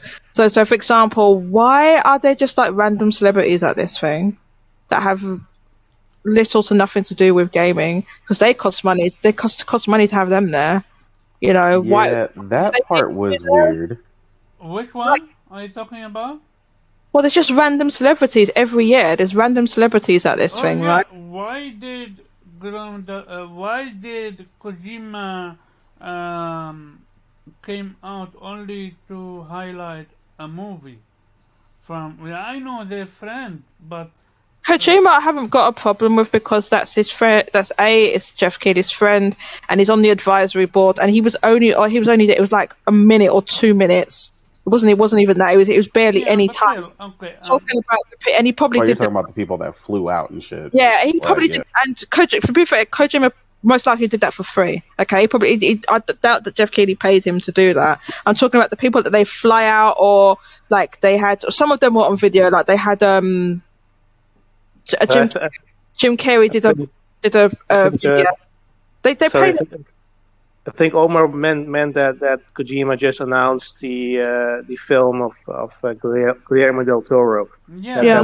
that Yeah. shouldn't be there. He did, but what she was saying was like she's talking about the cost of the physical, not Yeah, I get not it. his appearance though. Yeah, all of those celebrities are paid, whether they're on camera or they're in person. They are all paid. Kojima, I don't think Jeff Keighley would have paid him to do it was like a 1 minute video.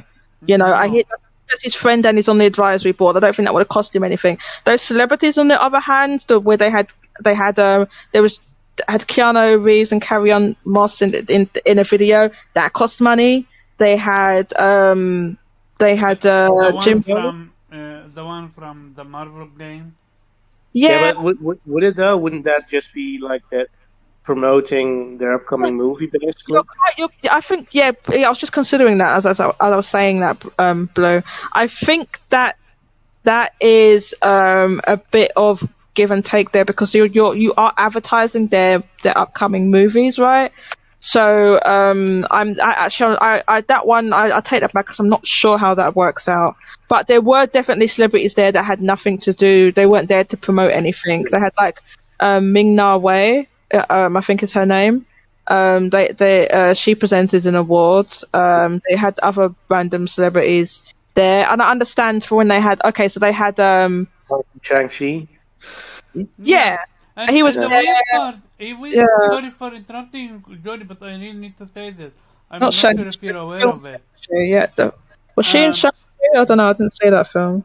The weird part with Shang-Chi is he was pretending to watch a video of Halo, when in fact all he was doing is looking at his phone, reading what he want to say. It was just a bit. I mean, he wasn't really doing that. It was just a bit. Yeah. Well, yeah, I mean, Xbox sent him this year, like the customized Series X, so I kind of seen that coming. Yeah. Okay. So at the end of the day, I'm gonna call it what it is, and I'm gonna ask you the audience here. Do you guys agree that, or do you guys believe?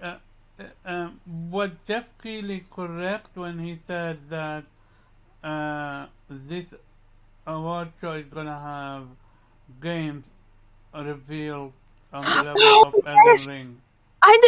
Thank you for reminding me. I was going to bring this up when I was talking in my bit, but I went off. I forgot about that. He said there was going to be 4 to 5 Elden Ring sized announcements there. Tell me what the Elden Ring sized announcements were there, please. Okay, I'm gonna play devil advocate, and I want to see if people can agree with me or not. Let's be fair.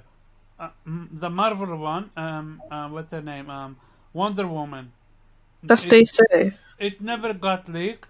No one knew about it. That's one. I mean, you can say that was big, but the problem is with comparing that to the Elden Ring thing. The reason why the Elden Ring reveal was big last in the summer game show was because we already knew about Elden Ring. The reason why it was big is because it was the first gameplay. That's why there was so much hype about it. Yeah. But we're talking about. They announced Wonder Woman, but it's hard to be hyped for a game that they showed nothing of. It was we're gonna criticize them for no gameplay, but gameplay. but I'm just okay. So if you wanna compare it like that, then But I even agree with you. Then they even have shown nothing on the level of Omar, Elden Ring. Even if we give him that one, he said there was going to be 4 to 5. No, I was gonna give him two. I'm being What's fair. what's the Uh, second one? the Star Wars one. What's that? Okay, That's a that's level on the Elden Ring is it? because That's a probably lot. because again that was a cinematic, Yeah, and yeah, I agree. But again, I'm thinking from a game reveal that Well, I agree with Omar there. I think that that's in his mind at least. That was on the level right, because fine. these are True. popular IPs. Yeah. Let's be generous and give him those two. He said 4 to 5, mate. Yeah. and What's the that's other it. one? And that's it. There is no more. I can't think of more. Alan Wake 2 probably is Oh another one yeah, you count. Alan Wake. Alan Wake. I No, Alan Wake. People Alan have Wake is wanted Alan Wake for the longest. Part Alan two. Wake is a very that was already like leaked, rumored for ages. Because Really? I never heard of it. I did. Oh yeah, Okay. I heard too that it was going to be. It was leaked slash rumored because it was alluded to it was alluded to in Control, basically. So it was pretty obvious that Okay. they were doing that, and then the fact that they came up with the remaster, so everyone expected. So I think everyone pretty much expected there to be. And oh no, it was no, so it was actually rumored because I remember Benji Sales tweeted about that ages ago. It was like properly rumored. I remember him tweeting about it. So I mean, that's probably. I mean, I wasn't surprised at that at all. Okay. And Let's I play definitely don't devil think it's on the advocate. level of an Elden Ring gameplay reveal or even a Wonder Woman DC game reveal. I don't think What that's. for you? Oh yeah, I actually forgot about the game that stole the show for me. Yeah. Suicide Squad. That was very nice Okay. gameplay. I also enjoyed. For me personally, that's not a game to my taste. But If it game as a live service, 99% I'm not gonna play it. But that one from what it is a live service. That one is a live service. is it confirmed though? I'm pretty sure it's confirmed a live I service, know right? that's the problem. It's yet to be confirmed. I was almost sure. I'm sure that. Let me No, look it up. I think they it have was not confirmed. confirmed it. Go ahead, feel free to do your research on it. They have yet to confirm it. All I mean, that's just what I heard. I'm just saying I don't know. I thought it was Oh confirmed. yeah, no, it's not confirmed. That's why I wanna give them the benefit of the doubt and hope they're gonna pull what's called Guardian of the Galaxy, because there's a rumor that Guardian of the Galaxy was actually supposed to be a game as a live service, but they I, saw. I actually don't think that one ever was meant to be a live service. I think people just assumed that because of the Avengers game. Well, okay. Let's give them a benefit of the doubt and say it's not a game as a live service, which what's its name Suicide Squad. The showcase was nice. The gameplay was nice. I would genuinely put that as an Elden Ring level showcase. Uh, Oh and, yeah, and definitely would. In my I would, opinion, would but you I would you wait one by one? uh, Would you put it as well or no? Again, we're giving him the benefit of the doubt that it's well, I no. The thing is with that trailer actually gave me more of a feeling that it actually is a live service game. It's based no. on We're not talking the about that energy. right now. We're talking about if it was. It's not the game of life service. Would it be on the level of Elden? Yes or no? Well, you just said if we give it the benefit of the doubt, if it's not a live service game, will it be on the same level? So I just said that trailer didn't actually assuage my concerns. It actually enhanced them. So no, I don't consider that on Again, an forget, Elden Ring. forget again. I'm talking about what they showed. Gameplay wise, was that interesting? Yes or no? Was that exciting? Yes or no? Not, not to me. Not for you. Okay. No. Nate, I mean, I thought it looked great. I mean, whether or not I'm not like day one like foaming at the mouth or anything, but I mean, whether or not it's on par with an announcement for Elden Ring, absolutely. I mean, it's a major game from one of the biggest players of the last generation. Exactly. I mean, You're getting yeah, it. it's a fucking huge, and it was a huge thing to You get are to see. getting it. Yeah. Jody, Yes. you agree? Agree with what? That it's on level of Elden Ring. Which was that? Which was that? Sorry. Suicide Squad showcase. No. Oh. Well, it's the thing is that basically wasn't it the first? Was it the first gameplay of that game? Was that what it was? Yeah, that's the very first gameplay showcase. And that's what you're asking for, gameplay, right? I mean, no, I'm not saying necessarily. I'm saying that the reason that He said announcements. Yeah, we're yeah, talking the announcements. reason why the Elden Ring, he said he had announcements on the level of the Elden Ring thing from last year. So, but all I said was that not last year, this summer, the Elden Ring reveal from this summer wasn't a reveal of the game existing. We knew about it for like 1 or 2 years. It was just it was a gameplay reveal, and that's why. They did that with Suicide Squad as well now. That's why I'm asking. I mean, I'm asking for. So I will ask for everyone here personally. Do you feel that it was? Yes, because again, it's a big IP, and they finally revealed gameplay, and we have been asking for gameplay for the longest.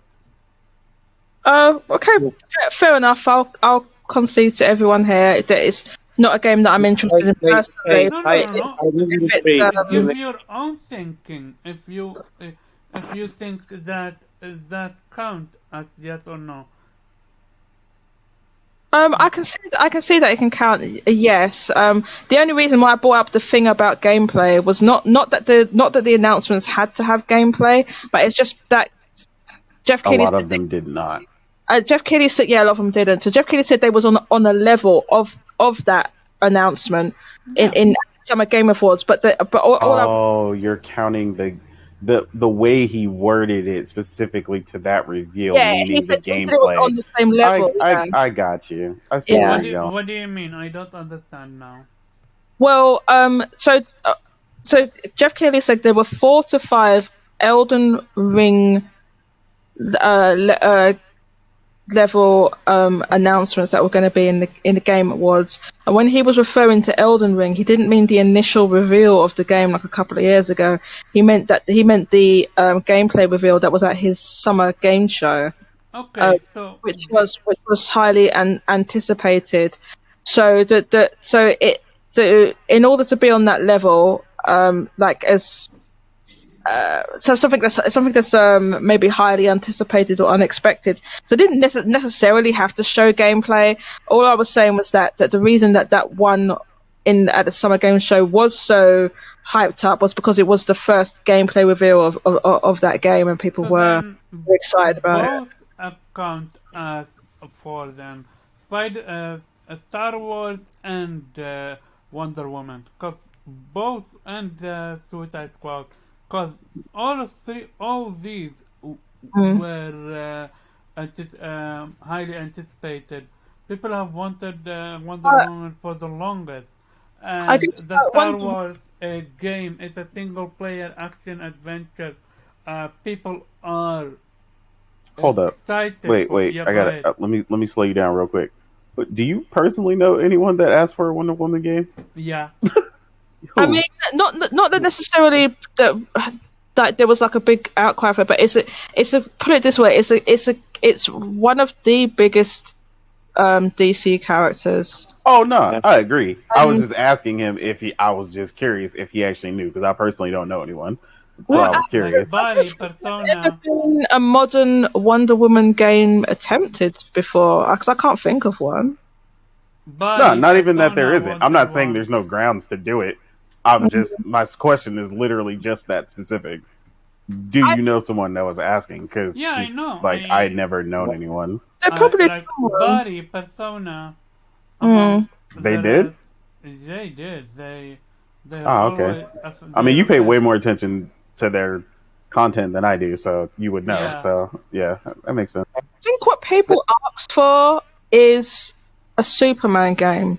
Yeah, Yeah. I've definitely also, seen a shit ton of that. and a Flash, and I had a Flash game, but And now we get an evil Superman game again. So I think that for reasons that I'm sure we've been discussed, so the Superman game is extremely difficult to do, and yeah. Wonder Woman is actually quite simple. Wonder Woman is like, Superman 64 was brilliant.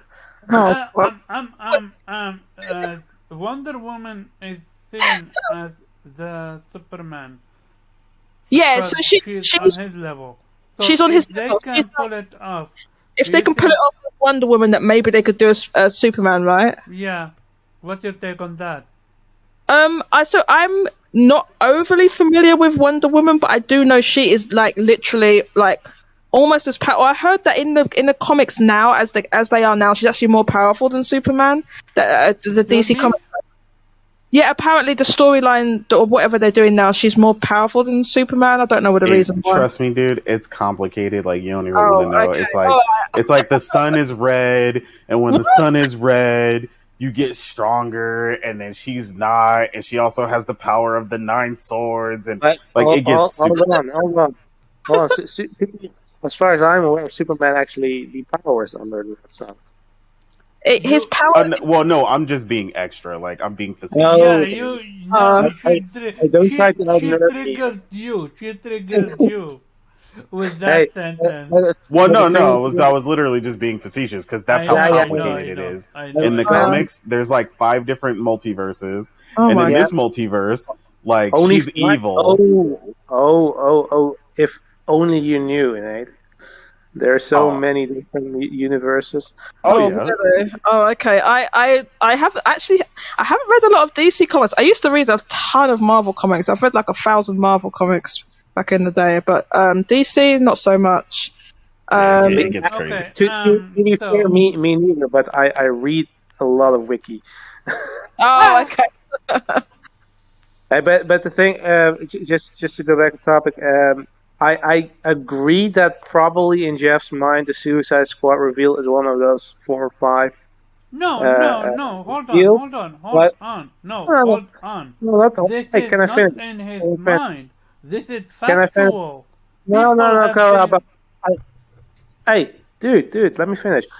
I'm saying that in his mind, it has nothing to do with factual. I'm just saying that when he made that announcement that there will be 4 or 5 Elden Ring level announcements, that he counted that one.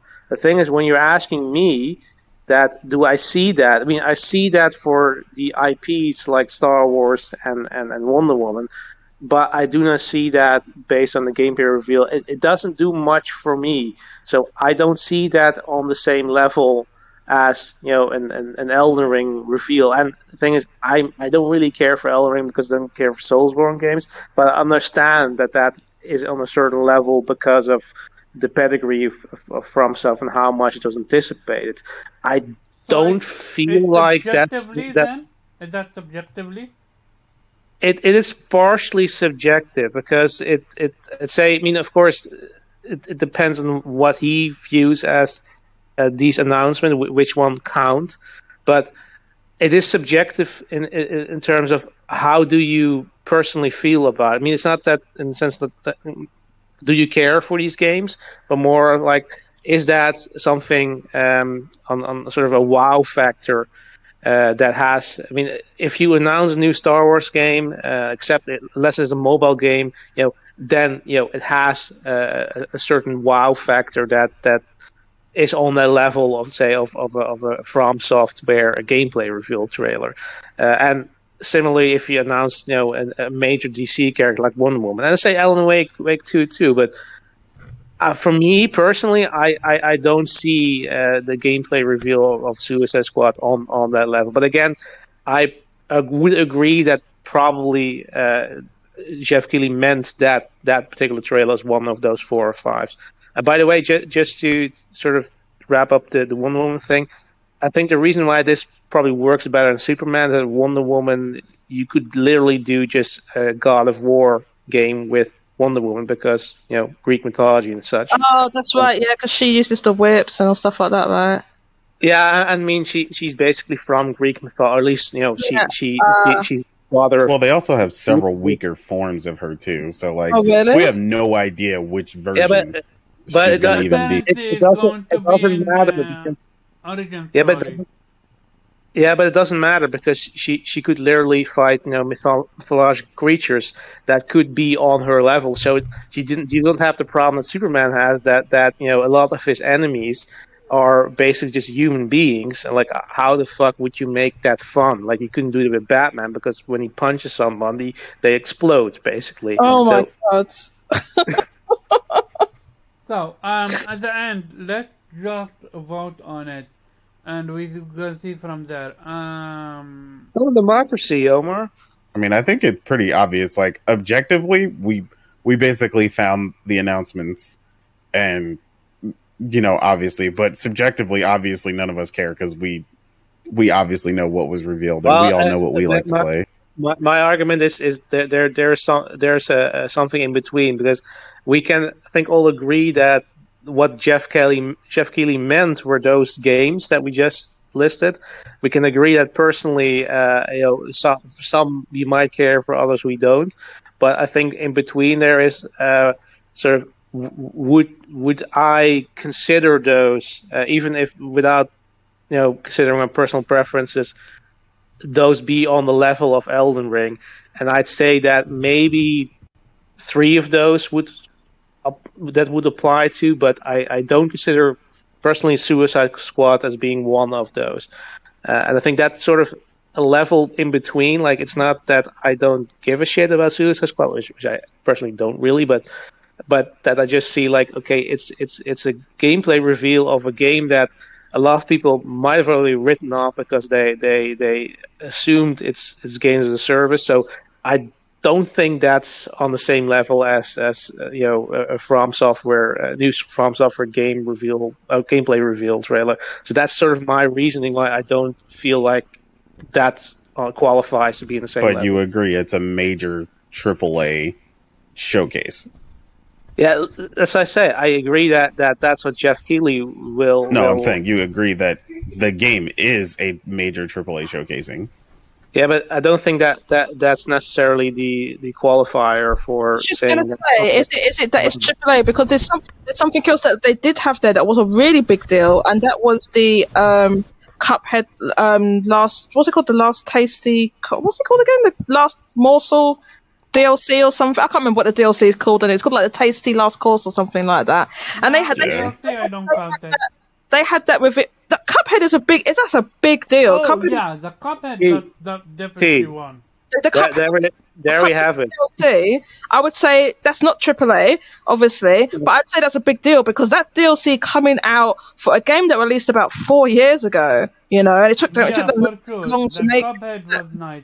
Yeah, I agree. So, and I actually liked the musical bit they did for that because it was appropriate. It was music from the game, and they did it in the kind of 20s style, which I thought was really cool. The 20s style music, with the singers they had there with the kind of 20s.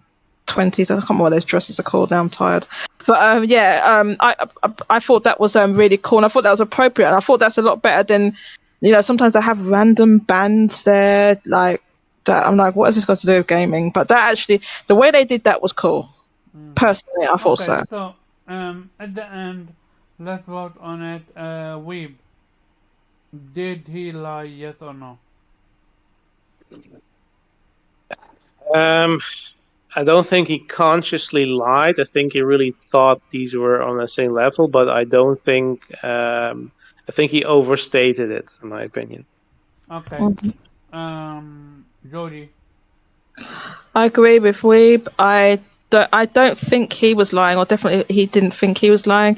I think he did genuinely believe that these announcements were on that level. I would say that some of them weren't, not because they're not big AAA releases, they're not big IP, but because the reason Elden Ring was that was so anticipated because it was so hyped up. It was so anticipated. We hadn't seen it for years. That was a brand new IP. It's just because that obviously that particular studio is quite renowned for a certain type of gameplay, and they were working with what's that author's name? George R. Martin or whatever his name is. And so I don't think it was like him directly lying. I think he way overhyped the show though. I mean, look, I understand it's his job. He's trying to sell. Do you blame him though? He overhyped it. I will say that it's not just me that's saying this. There was, because I looked at some of reactions on Twitter, and I looked at YouTube videos and content creators and things like that. There were a lot of people saying, where were these 4 to 5 Elden Ring level announcements? So I wasn't the only one. So yeah, Wonder Woman, that's a big IP, it's a big deal.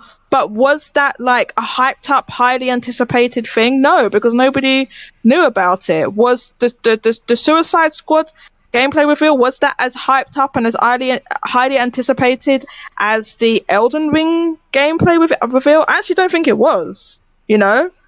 So not that it's not a big IP, it's not this IP.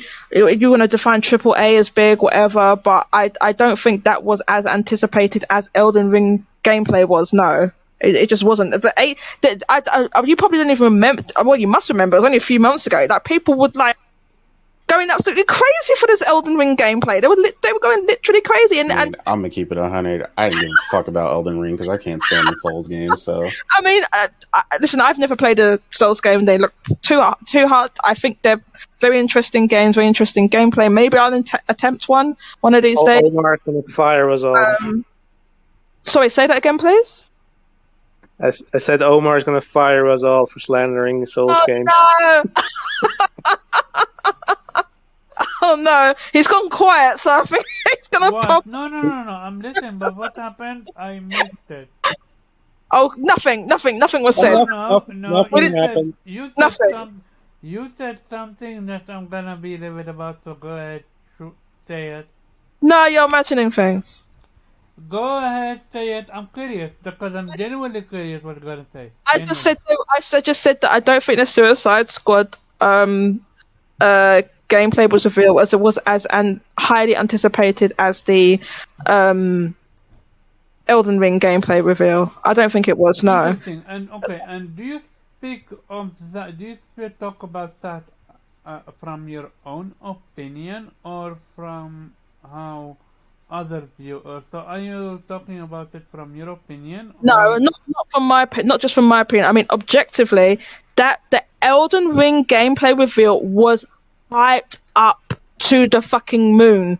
The Suicide Squad gameplay reveal wasn't hyped up. Like, it just wasn't. People weren't as highly anticipated, going crazy over Suicide gameplay reveal. They just weren't. But people were going absolutely nuts over Elden Ring. And so then, let me ask Nate, what's the bigger IP, Suicide Squad or Elden Ring? Well, obviously, hang on. I can answer that for you. Suicide Squad is, because it's an established IP that's been around for decades. Elden Ring's a brand new IP. Exactly. You can't compare them. Exactly. I think the problem is like there's too many extra things being like anticipation and all the other stuff. Just was it big? Like, was really just it, and it was big. I mean, that was just it. Suicide Squad is an IP that has existed outside of gaming, though. It's not an original IP that's made for a new gaming IP. It's existed in comics for decades. It's not new, Yeah, and I mean, ultimately, we have no way to actually measure anticipation. And I mean, obviously, my timeline looked like crack because half the people I follow foam at the mouth over anything with the Souls halfway hanging out its ass. They're just crazy about the shit.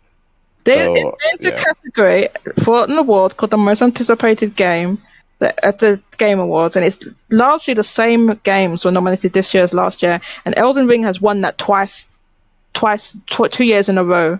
Yeah, it won. Well, no, I mean, I was saying you can't measure all of it. No, I know you can't measure it. There's a huge amount of people that don't vote on that. The same way that Halo fans just murdered the freaking player's choice immediately. Also, I agree with you. Look, can I just answer him? I agree with you, Nate, but Suicide Squad was not even nominated for that thing. Nobody was even considering nominating Suicide Squad for that category. Oh, I agree, because we hadn't seen it before then. Yeah, but we saw a cinematic trailer. We knew it We existed, didn't right? see the game, though, is Well, what I we've- meant. or- Like, I don't anticipate anything before I seen the game. Like, Or that's we- Yeah, but silly. that's not how it works. Some of the other games on that list is what other, Breath of the Wild 2. There's hardly anything's been seen of that. What else is on that list? I can't even remember now. I'm But tired. that's why You know- it's so low, though. Like, I know people, again, that will vote Breath of the Wild till hell and back, but they didn't even bother caring to vote because Yeah, but haven't seen it. looking at Elden Ring, people were anticipating that game even before they've seen anything of it. So it has nothing that's to do why I with. said the Souls thing. But like I said, Yeah, you can't yeah, measure sure. all of it. Was my point, which is factual.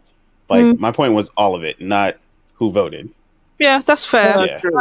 I was just bringing that up just because that's the only measure of it I can think of the top. Oh, I of- know.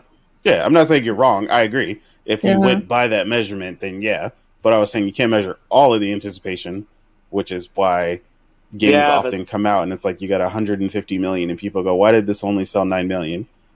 And it's like, yeah, Yeah, sure, but I do feel like that if we were talking anticipation, and I know that's not the measurement we talk about, we brought it up, that I don't think that Suicide Squad is one of the most highly anticipated games in general, purely because, and it had nothing to do with the fact that we didn't see any gameplay, but mostly because people were kind of disappointed that, A, it wasn't a Superman game, and B, it had That's evil true. Superman, and C, it looked like a service game, which nobody Oh, really yeah. asked.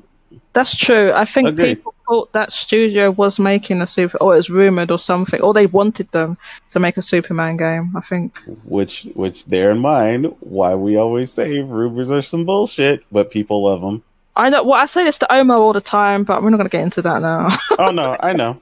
That's why I just gave it the one over and let it go. Omar believes every little rumor going out there. I'm telling you. No, they be starting whole ass I don't- conversations for like 6 days straight about like Go ahead. somebody was chewing gum outside and dropped a note that said Superman on it. Okay, so here, I'm gonna start. I'm gonna ask this, and I'm curious. I believe the Game World Show is compromised. It's not trustworthy.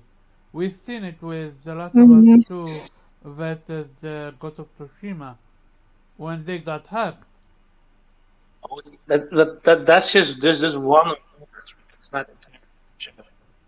But you're breaking up a bit. You You're breaking up. You broke up by a lot. I said that's one award, Player's Choice Award. That Yeah, doesn't but mean no, entirely. I'm gonna go even further about when I said compromise, I was talking about the Voter Choice Award. Like, people could have literally used bots, and I don't think the award show would have known. Because again, the award show got hacked. Last of Us 2 was winning by a large margin, and only for Ghost of Tsushima to take it. They did notice that, and they did remove those votes. So it's not. I don't think it won because of hacking. I think Oh, it no, won because of spite. It's absolutely won because of hacking. It was literally 80-20 Weeb. Yeah, okay, but look. Yeah, I know. I saw that too. But in the end, I think they probably they figured it out, and I can't imagine that they left those votes in. So, but I think it might have just won out of spite. Look at Halo Infinite winning, despite the fact the game isn't even out yet. I mean, if fanboys get organized, they can rig the votes basically, and I think that's happened this year. It happened the previous year. And the thing is, I know. What's his name? Sorry for cutting off. What's his name? Neil Druckmann did it out himself when he tweeted that tweet out. I am fully aware of that. But yeah. Yeah, I mean, it was pretty stupid, but I mean, he had every right to be cocky because in the end, his game was the big winner of that show. Yep. I'm gonna say one thing now. Would you guys agree or disagree that this show is just simply a glorified advertisement fest? Oh yeah, That's every award show. yeah. So, do we need our own award show then? Because No. I remember, one second, I remember thinking, and not me only, when Jeff Keighley started this thing, we were like, nice, no more E3, E3 is dog shit, because, no, because E3 was dog shit. Like, in Yeah, but, 2016, E3 PlayStation event is one in a million. So E3 as a whole is dog shit, and when you have E3 dog shit, people were looking at what's his name, Jeff Keighley, like you're gonna be our savior, mm, right?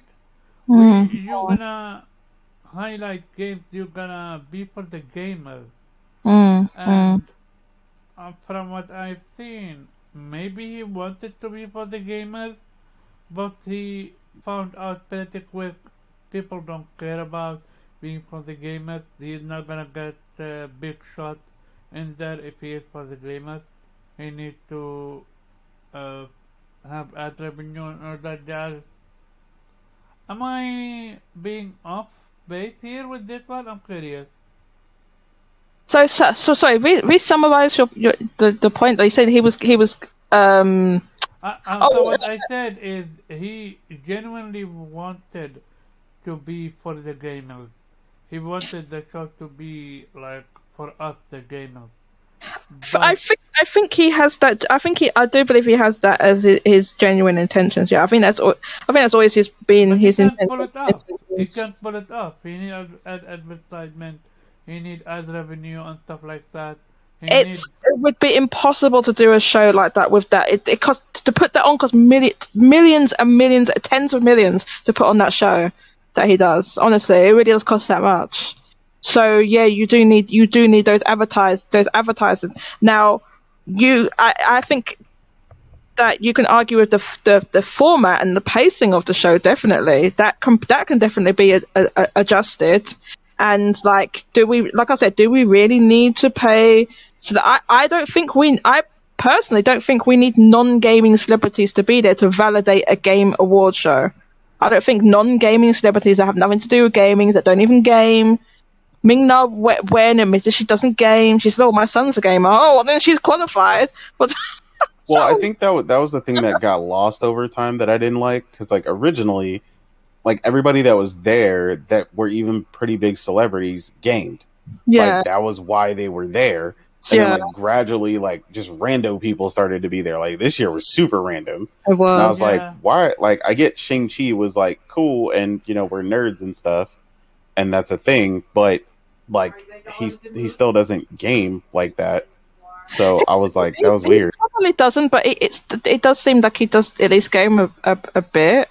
But He was closer to it than random WNBA chick there that was was just there. yeah, there was some there was some a WNBA person, and there was also some other couple of other I can't remember who they are. There must be because I didn't even recognize who they were. There must be some American celebrities that I don't know who they are or something like that. And I was like, who are these? Who the hell are they? And they kept Yeah. popping up. I was like, who are these people? Well, the black girl or whatever that they kept repeatedly showing It was was the WNBA player, and I was like, and there was why do they keep? We kept asking in chat. We were like, why do they keep showing this person? Like, do they like really want us to know who this is? But she no was one knows who this sitting is. there, she was sitting there with a white guy. Yeah, with the white guy. Yeah, and I didn't Yeah. know who he was, and I was like, Oh, you who are these didn't? people? You didn't know who he was? Nope. See, I had no idea who either of them were. And I was like, why do they keep showing me? Who are they? Yeah, I was so confused. So at the end, the conclusion is we're not gonna ever get a true award show because of the politics behind it. Well, yeah, politics always gonna play a role. Bro. There's always going to be, no matter what award show, what you really try and do, that's always going to be the case. Well, I think it's almost impossible to not I think there's ways to minimize it more than it already is, maybe. But I don't think you can remove it entirely. Okay, with that being said, Oh wait, hold on. I didn't get to give mine. oh yeah, go ahead. But yeah, I mean, my answer is very short. No, I don't think he lied. Mainly just because I've seen other people's reactions, and as much as like all this stuff that was there that we didn't give a shit about, like I saw someone literally cry, grip their chair, and like pray to Jesus because a Sonic open world game came out. Oh, Oh So yeah, a Sonic. yeah, exactly. Do My you man, put my man that was on in the tears, level? bruh. Do you put that on the level of Elden no, Ring? no, I because mean, that was not a gameplay reveal. The game was already No, put announced, the and it was, gameplay. Put the oh, I didn't gameplay know anything aside. about that game. that wasn't gameplay. Again, trust me, I know, I feel Yeah, you, but Well, no, where was I'm just gameplay? calling. I'm just saying announcements. Where I'm was just talking Sonic running announcements. around in that breath of clearly trying to make it kind of going for that Breath of the Wild type thing with the sweeping shot and the ruins and all of that. But where was he? Because I was watching that and I was thinking, so how is this?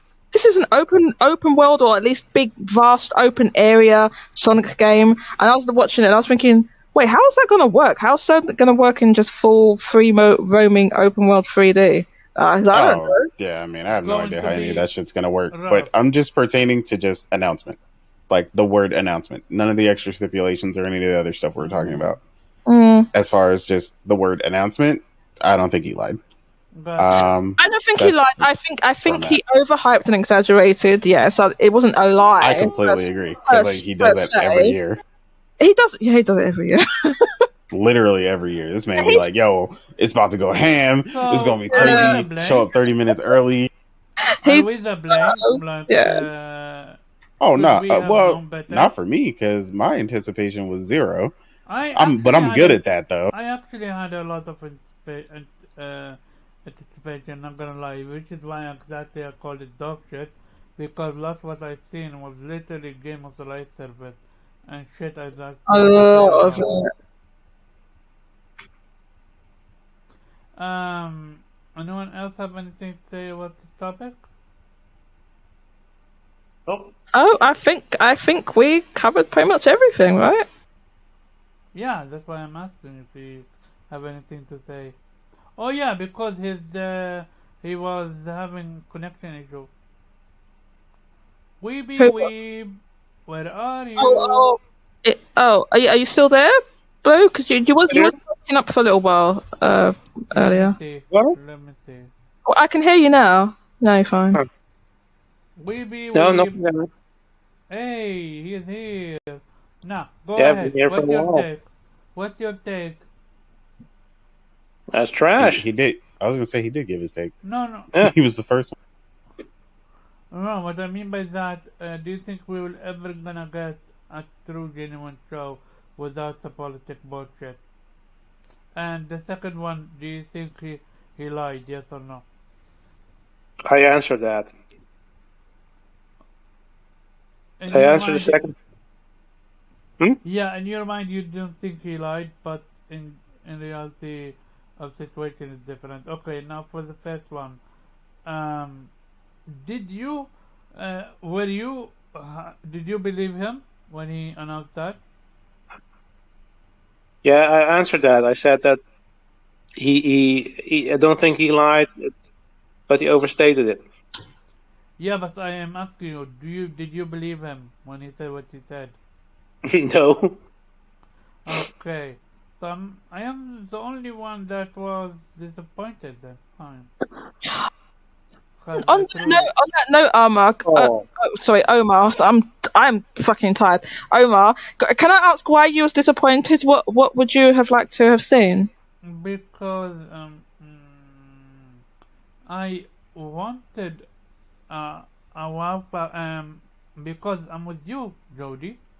Mm-hmm. I want gameplay. Mm. I have always advocated for gameplay.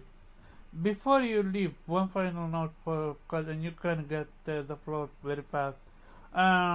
Halo Infinite. Mm-hmm. The game is diskless The game is Oh not yeah, even on oh the my god, we chip. don't have time to cover that topic.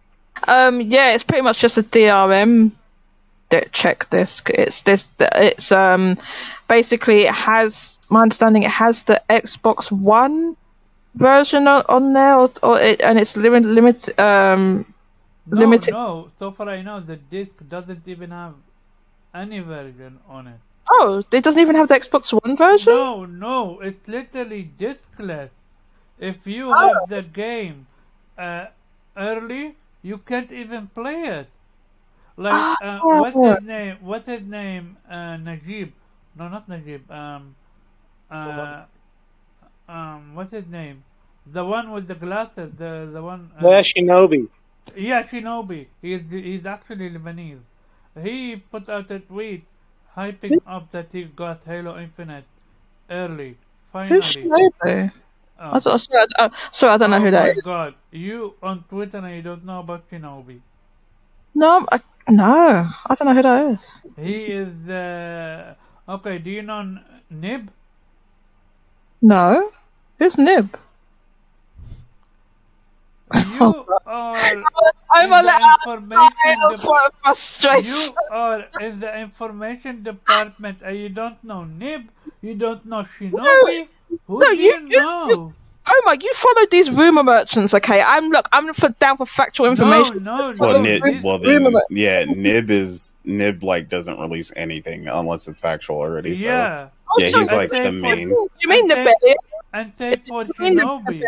And say Oh, for You might- you Shinobi. might have I been do in know the- who they are. Sorry, I Listen do to me. follow them. Sorry, you mean Nibellion and Shinobi, whatever it is. Yeah, I do. Thank I you. do follow them.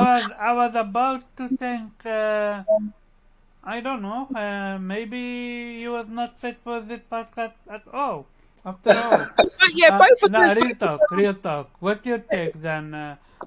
So Shinobi got the game early, and Oh, I see. Okay. his first tweet was like, for the first time or something like that, I got a game early. I'm so excited. I don't remember how many hours later he put a second tweet. He went PG with it. He went super PG with it, but he was not an insider. He's basically almost an insider. You would have expected what's the actual Review. Microsoft? How would you release a game without a CD, a physical CD without an actual game inside? So here's the thing. Shinobi's not a reviewer or streamer or anything like that. So that's why he wouldn't have got like a review copy or something like that. But yeah, here's the thing with Microsoft. They are really, really fast, like lightning speed, going towards this all digital, all streaming future, and that's what they want. It's pretty much all publishers want it because getting rid of physical means that they make more money. And Microsoft is accelerating to that faster because of their Game Pass service and cloud and everything like that. The issue that I have with the loss of physical, in particular to gaming, it's not the same as when with what happened with music and movies, because the physical discs for music and movies are not tied to one particular piece of hardware, that if that hardware manufacturer doesn't make it, then it doesn't exist really.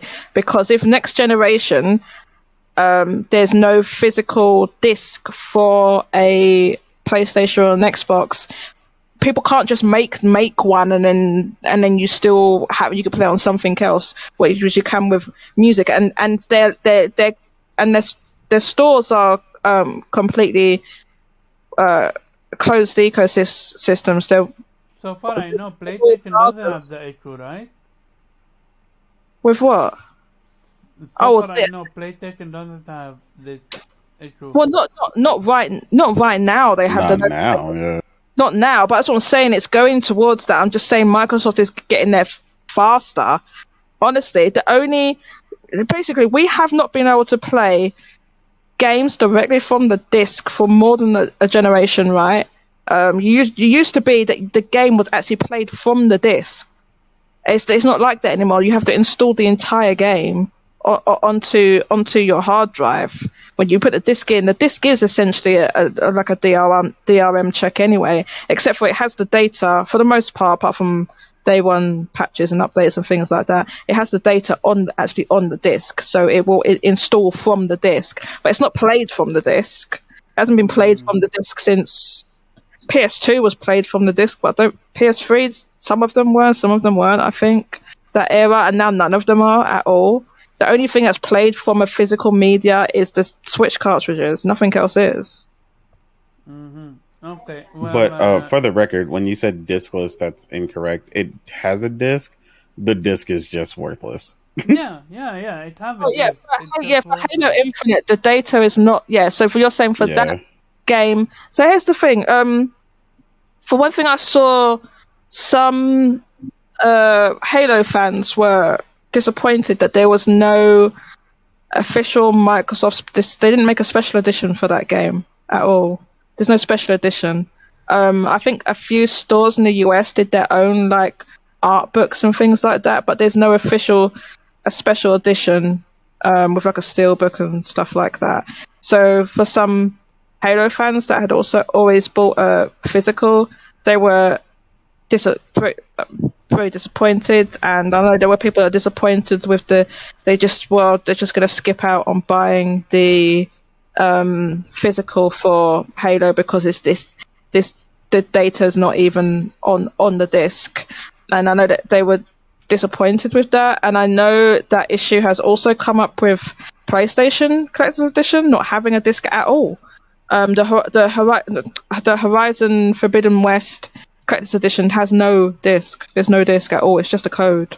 And the reason I know why they've done that is because you have a PlayStation 5 that has no disc drive, so they just, instead of making one that was maybe like a disc version and one was like a without a disc version, it's just like, well, nobody gets a disc. So the PlayStation. Yeah, a lot of people were upset with that, but I was like, that's logistics and business sense at that point. No, it is business sense, but at the end of the day, a collector's edition is something you're paying a premium for anyway.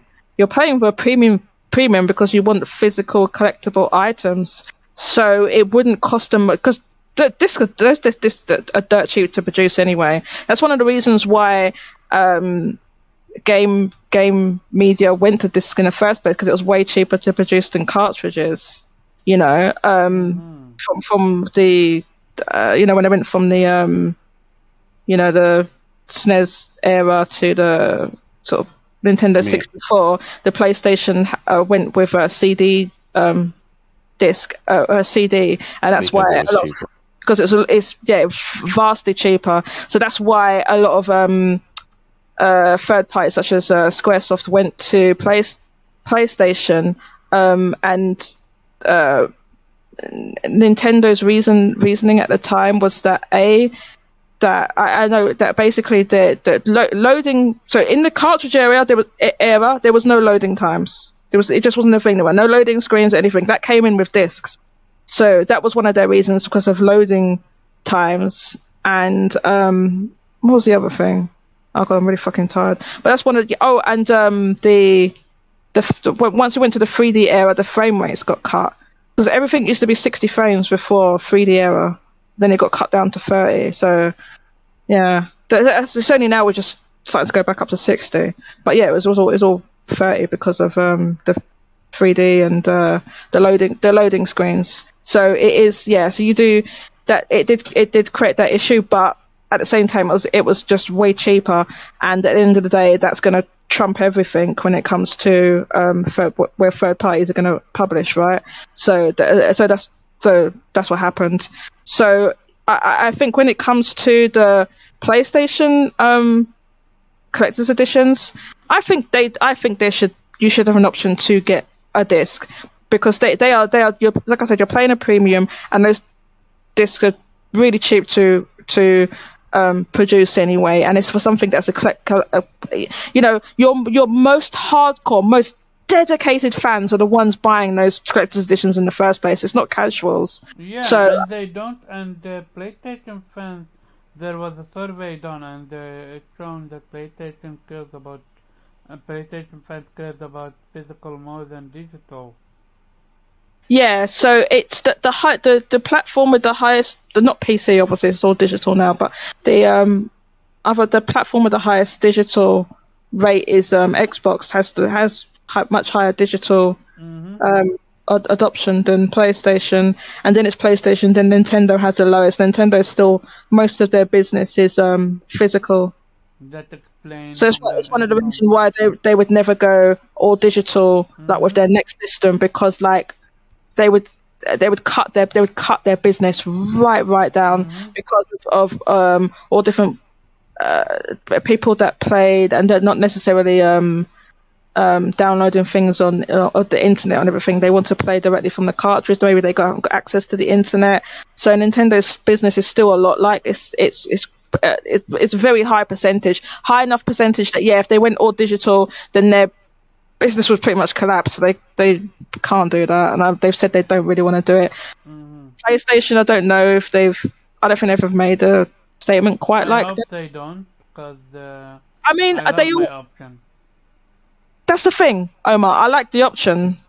It's not having the option that I think is the issue. I think if like for the Forbidden West collector's edition, if they had like they already have options with it. You can have the one with, I think there's one without an elephant, one with a big or mammoth, and then one with it's not that they don't have the options, but when you have to handle the printed IP disc, it's like a completely different thing also. And then like it would have to either be made to order, because like how much would somebody want to punch somebody in the face if they had a digital version and they could only secure the physical copy?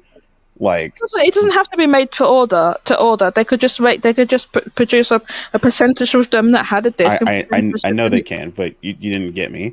If I wanted it and I only had a digital, and I could only get the physical version because that was the only version that was sold out, that would literally be a waste of money in my part. Yeah, it would be. But that's called first come, first serve. What if you wanted the big regalia elephant one with all the bits and the bits of words and all of that, and that one was all sold out? Well, you can't get it. Well, no, but that's what I'm saying. That like that is the first come, first serve thing. But in this case, nobody, as far as the important bit of playing the game, everybody can play the game. So they went with everybody rather than maybe. I'm just saying, I think they could have done it at not at really a very cheap cost, but they did what was best for them, what was cheaper for them. I think it wouldn't have been, personally, it wouldn't have been that much more effort. And like I said, the people that are buying those big regalia edition, didn't that thing I know, I'm buying it. $100 or how much? You can tell me how much was it? The big giant. It was almost $300 when you're done with that. $300. Okay, so that's pretty. I've never bought a collector's edition that expensive, but I completely get it. There's this.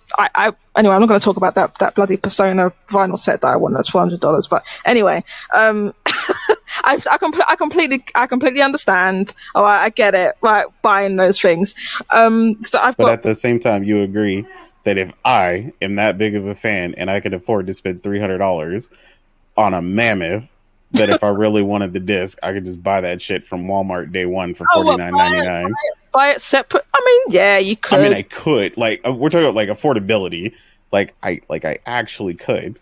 I mean, you could, and there will be fans that'll do that because at the end of the day, they're collectors. And, there's people that buy multiple copies of the same game, like they buy ones for different regions and stuff like that because maybe it's got different art, box art, or they just want that 100% collection, or they want a different steel book. Yeah, I mean... I saw it with Kena recently, when it was digital only, and people I know beat it and have it digitally and bought the physical. Yeah. I mean, I would never do that shit. But I was like, damn, a lot of people did it though. Personally, for me, if I know something is coming down the line physical, I'll wait for the physical. So I didn't get Kena. I haven't bought it because I've got this crazy backlog that I'm like, oh, I can't buy it right now. But I normally wait for the physical. See, that Personally. makes sense to me. That's what I would have done. I Yeah. highly recommend you, Kaina. Yeah, I want to get it, Omar. I just didn't because I've got a lot of other things to play, and I just feel like I'm like, oh my god, I need to play some of this stuff I've bought already. So that's why. I completely agree. Yeah. So, Weep, what's your take? By the way, Jody, if you need By to the dip, way, yeah, I was just gonna say I do need to dip because like we are. yeah, I was literally about to say if you need to dip, then I do need to dip. So yeah, go I'm ahead, say I'm where gonna give you out where and can people can find you. Yeah. yeah, thanks a lot for having me on. I love the banter. I love the talk. Thought we had a great conversation. We've got with a great, kind of different ideas and always agree, bouncing off each other. It's really great as always. Thanks a lot for inviting me. Yeah, I'm on Twitter. My handle is at Jodie D. So that's Jodie D. I'll spell it out: JODIEDE, where I talk about all sorts of gaming news and information, mainly focusing on the Japanese market and Japanese games. Follow me if you're interested. Thanks a lot. Speak to you soon. Thank you for coming, Jody. Shout out to her. It's actually almost because of her that this week's podcast even started. Because I was a page with cheat code, and that was an amazing page, and I really didn't want to. Yeah, leave he was in a space, and I was like, because "Are you having but, fun but right now?" I saw you. I was paying attention. I was monitoring who is showing up on the Discord, and when I saw you, I was like, yeah, it's over, because Yeah.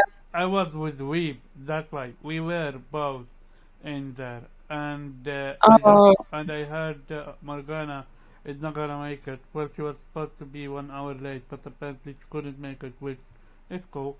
So if not for you, I would have stayed at that show for a bit. Yeah, but I'm glad you came over. Anyway, catch you later. Bye. Good Good night. night. Anyone else have anything else to add? Otherwise, I'm actually gonna call it. Oh yeah, definitely. Yeah, what I got to say about the Halo shit is that's what they get. Because they want to promote all this crap and they want to be like, they want to suck it up and do whatever Microsoft says and get games 10% completed, and it's okay, and we're gonna get it in 10 days, and then 10 more days we're gonna get more of the game, and yeah, keep accepting all that shit. That this is exactly how they gonna treat your ass. You're in for the smoke, eh? You're all in for the smoke. Damn You right. want that smoke. That's exactly what they get, bruh. Weeb. Oh, I totally agree. Fuck him. Yeah. The final conversation is you was there when. Oh no, you was not there, Weeb. There is a Ubisoft dude, developer, and he. I was totally there. No, it was a different conversation. You was not there, trust me. With the Hellblade conversation, were you there? Yeah, it depends on what conversation. We will see. You will either be able to chime in, or I will ring it on my own, and I will give your opinions. So here's the thing. Again, no disrespect to this dude. He is one of the coolest dude out there. Genuine gamer. Genuine down to earth, like all of us. He have his own opinion about stuff, and I have mine. So we just agree on that. So I don't want anyone to call him out, call him names. Like, he's a cool dude, you can sit with him, have a conversation, but keep it civil. We were having the conversation about Hellblade reveal trailer. Gameplay. Okay, Nate, you're the technical dude. Would you consider Hellblade reveal trailer a gameplay trailer? Yes or no? Hell no, that shit was in-engine footage. What was that? What do you call that? There was a gameplay trailer though. you could easily see that. And when she turned around, the frame rate dropped. That's a point where you were supposed to actually press a button to throw the spear. And But Ninja Theory even put out a tweet saying, "Did you enjoy the reveal gameplay reveal trailers?" yeah, this I is him. mean, But if it was a shitty one, at the Yeah, we'll say that. I mean, yeah, I don't really care what nobody thinks. It was a shitty one because it yeah, clearly wasn't like the open gameplay. That was some like that's like showing like 35 seconds of like the part of God of War where you're in a fight where like all the crazy shit's happening. Yeah, it's yeah, gameplay, but you're not doing much. you yeah, know what the yeah. crazy But part is? this is probably what you can expect from the game. I mean, admittedly, I had never finished Hellblade 1 because the fucking voices annoyed me, but uh, purely based on what I've played, it's a walking simulator, and that's probably what Hellblade 2 is going to be. And I don't want to hear any Xbox fanboy complain that Sony games are interactive movies. This is literally an interactive movie, what we just Yeah, Let's saw. put let's if put that's what I got to look forward um to on that, good luck. let's put the console war banter outside because I want to have a genuine conversation about this one. Before after it, I will go 8. Um, Hellblade reveal trailer. Am I the only one that thinks that 40-second trailer of Forbidden West had more gameplay than the entire 6 minutes of Hellblade? Sure. Yes. How? I mean, again, how? If you are a developer at Ninja Theory, why would you go for that and not an actual showcase improvement of your combat? Because I don't think they're ready to show it realistically. I think that's why Yeah. you saw that bullshit ass reveal, and they were like, "Hey, we'll show this very highly curated interactive movie portion and say the gameplay reveal because it's it's in game." Okay, so then let me ask you the following. And so the Ubisoft dev was impressed by it, and he doesn't agree that Hellblade should pull a God of War or Horizon Forbidden West in the sense of grow and become a bigger game. He wanted to stay the way it is, a double I A. agree. I actually agree with him. I don't disagree with that. We, Uh, so you don't want Hellblade to to have better combat mechanics to be on yeah, the but level. I don't think that's what he meant. I think he didn't want No, it to be. he actually said he even said because the game is So he wants uh, a sequel with no improvements because that would be weird. no Oh, he wanted a sequel genuinely with no improvement. He genuinely wanted that because in his mind is Senua is not like God of War, not Kratos. She is a human. She is not gonna find monsters, and all of the things takes the story takes in her sleep. So you're shackled into what you can showcase and stuff like that. So that's when I went in. I said no, especially because you're in the dream world. You're literally able to give her any power you uh, want. Have her but fight Thor, Loki, you name it, they exist in their universe. No, well, not Thor and Loki. Wait a second. I think it's no, Norse mythology. North Yes, mythology, so yeah. Thor and Loki and Odin and wait, no, wait. Do you remember which mythology it is? Because I It's forgot. North mythology. North. Okay, Norse. So it is then Thor, Loki, and Odin. So the question remains is, he genuinely wants. So I asked him, why so? And he said what we always said, because of Game Pass. He Wow. want, he want, and he thinks that Microsoft want to check every single mark double A, triple A, and quadruple A, quadruple A.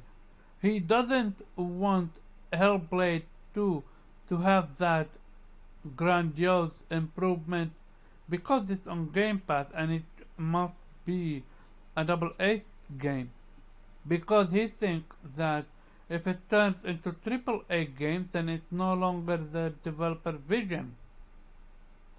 Well, Now, I can agree with what he says. I don't think it's entirely. The thing is, though, wait a second. it seems like Wait, you were you there in that space? Yes or no? I don't. I think I remember we were talking with Hellblade, but I don't remember that conversation. Yeah. Exactly. This is what I'm saying. I literally had that conversation with them about Yeah, it. I understand that, but the thing is, it seems to be that you're taking an extreme, another extreme in this position than he is. No, He seems I to am be. using. Wait, I am literally using his word verbatim.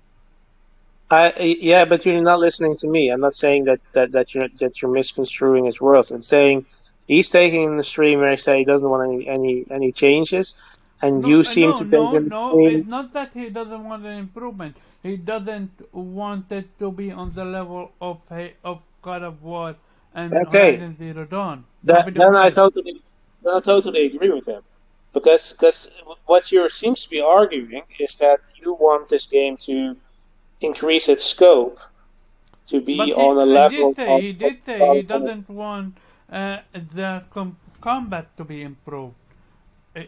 But again, it was crazy conversation because he truly believed if it gets upgraded, then it's no longer the developer vision, and they are forced to do something they don't want to. Yeah, but look, the thing is, I think he's taking a very extreme position. It does, because it does seem to be that. You're cutting off a little bit. Go ahead, try again. It does seem like he's taking a very extreme position. He doesn't want anything to change.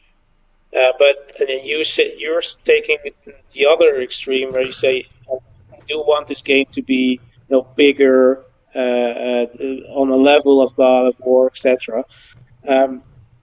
I can't say I totally agree with if he said that he doesn't want the combat to change, but I can understand it from a perspective that because Hellblade was it was supposed to be sort of a game with a message trying to explain how what mental illness feels like, right?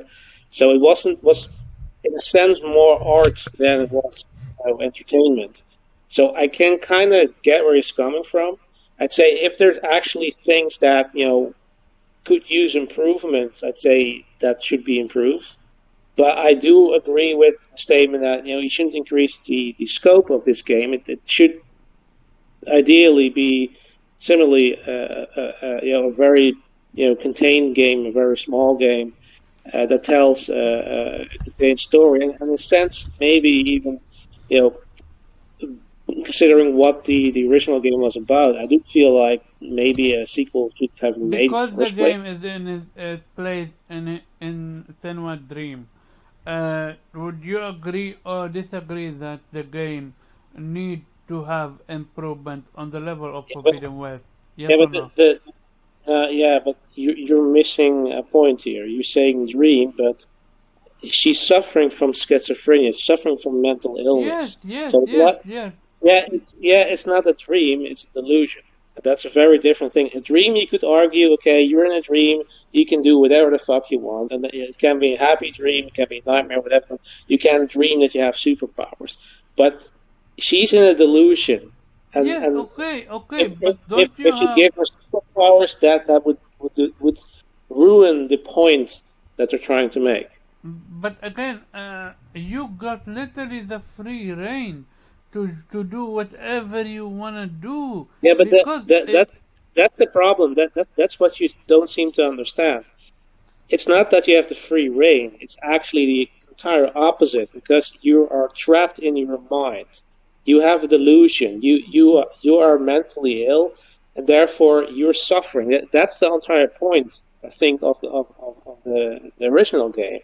That's that they want to show fascinating. you what it's like to suffer like I that. And know, I if finished the original game and I found it lackluster when it comes to combat. When it comes to yeah, okay, but and here is the thing, they tried.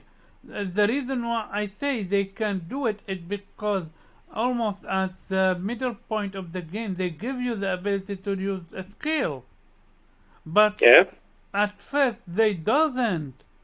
So that's why I say they can literally create anything, and at the end of the day, call it a day. And you when you realize it's all in your head, you don't wake up. You just realize, oh yeah, I don't have superpowers. I am not able to fly and yeah, fight demons. Like it's doable. but yeah, but doable. But should you do it? And I personally agree with him. If his point was you shouldn't do it, maybe he's more thinking about the creative vision of the developers. I'm looking at it more from what they're actually, the message they're actually trying to purvey and tell what is it like to have a mental illness. If you go overboard and add superpowers like ability to fly, then you're essentially glorifying that. Essentially saying, "Oh yeah, But don't must have a be nice to superpower. Don't have must be." superpower, but give her combat ability that is fun, like hand-to-hand combat, something. Yeah, Make but is it supposed to be fun? I mean, this is where Neil Druckmann said, like, I don't think about The Last of Us Part Two being fun, and he was right. It was very enjoyable to play in terms of gameplay, but it wasn't fun in terms of how it made you feel, because that was the entire point. It was supposed to make you feel all these things that the character was feeling. It's supposed to make you feel the misery and the anguish, and I think that fascinating. was also the point of Hellblade. It's Okay, supposed to so make then you how feel can you improve this. Hellblade from the part one if you would have to do it? Go ahead. I'm curious. Like Well, I'm, hold on. Before you answer, because I gotta go. uh, We're actually about to go to my in laws' Okay. house because Can I gotta you go. We gotta go very make quick tamales. give your opinion very fast if you agree with me or Dweeb? Yeah. So I mean, it's twofold. Like, I agree that it should be improved because that makes no sense in the sense that humans don't. So I believe that she would evolve and at least form some sort of control or evolve because that's what humans do. They figure it out. They survive. So I believe she would adapt, become better, more skills or whatever. But at the same time, I agree with Weeb in the fact that I don't think it needs to be. It doesn't need to go AAA. In the sense, I believe it can still stay in that double A realm. Whether or not wherever that line is kind of blurry because obviously the game graphically was pretty high quality already. And we'll see what that ultimately turns into. But I agree with you that it should be much improved in a bunch of different ways. I mean, they secured the bag. That was the point, of joining Microsoft and stuff like that. But yeah, I mean, I don't expect them to turn into God of War either, because half the industry, full shit, 98% of the industry can't get to that level. So no, I don't think it'll. I'm not I don't talking even think it about God has a of War. chance. I'm just talking about, like for example, you know how we always complained to Gorilla about how the melee combat in Horizon Zero Dawn is Hmm. horrible. Yeah. What did they do? They made it epic now. Oh yeah. See, like that That part, I agree with. I agree with that's you. basically what I But like want, that's what I was and saying. I think that he you guys were doesn't cool. want that. Yeah, if that part he specifically disagreed with you on, then yeah, he's full of shit. No, Uh, no, no, no. He's not full of shit. He just wants the vision to stay small. yeah, it's not about that. Wouldn't be about small though. That's non-improvement, And which because makes he which said, makes no sense. yeah, he Like you said might as well not create a sequel in that because case. she plays it plays in her mind. They are shackled, which again I disagree with. Yeah, but again, But my problem with that is that humans evolve, even yeah, in the most depraved and deprived of minds that are I trapped don't, in. I don't agree with that, because the point of a mental illness is often that it gets worse rather than better. Well, no, shall but I'm we saying wait? things still change though. Like, watch The Listen. Cell if you never watched it, and watch how that evolves. It It escalates. Sure, but that's not Innate and Weeb. This is clearly a bigger conversation. Let's move it to next week. Then we have Jody and the rest of the crew, and we can have a genuine conversation about it. Yeah, that's fine because I'm innately- literally about to go out the door. Exactly. I know this type of conversation is not going to end in 5 minutes.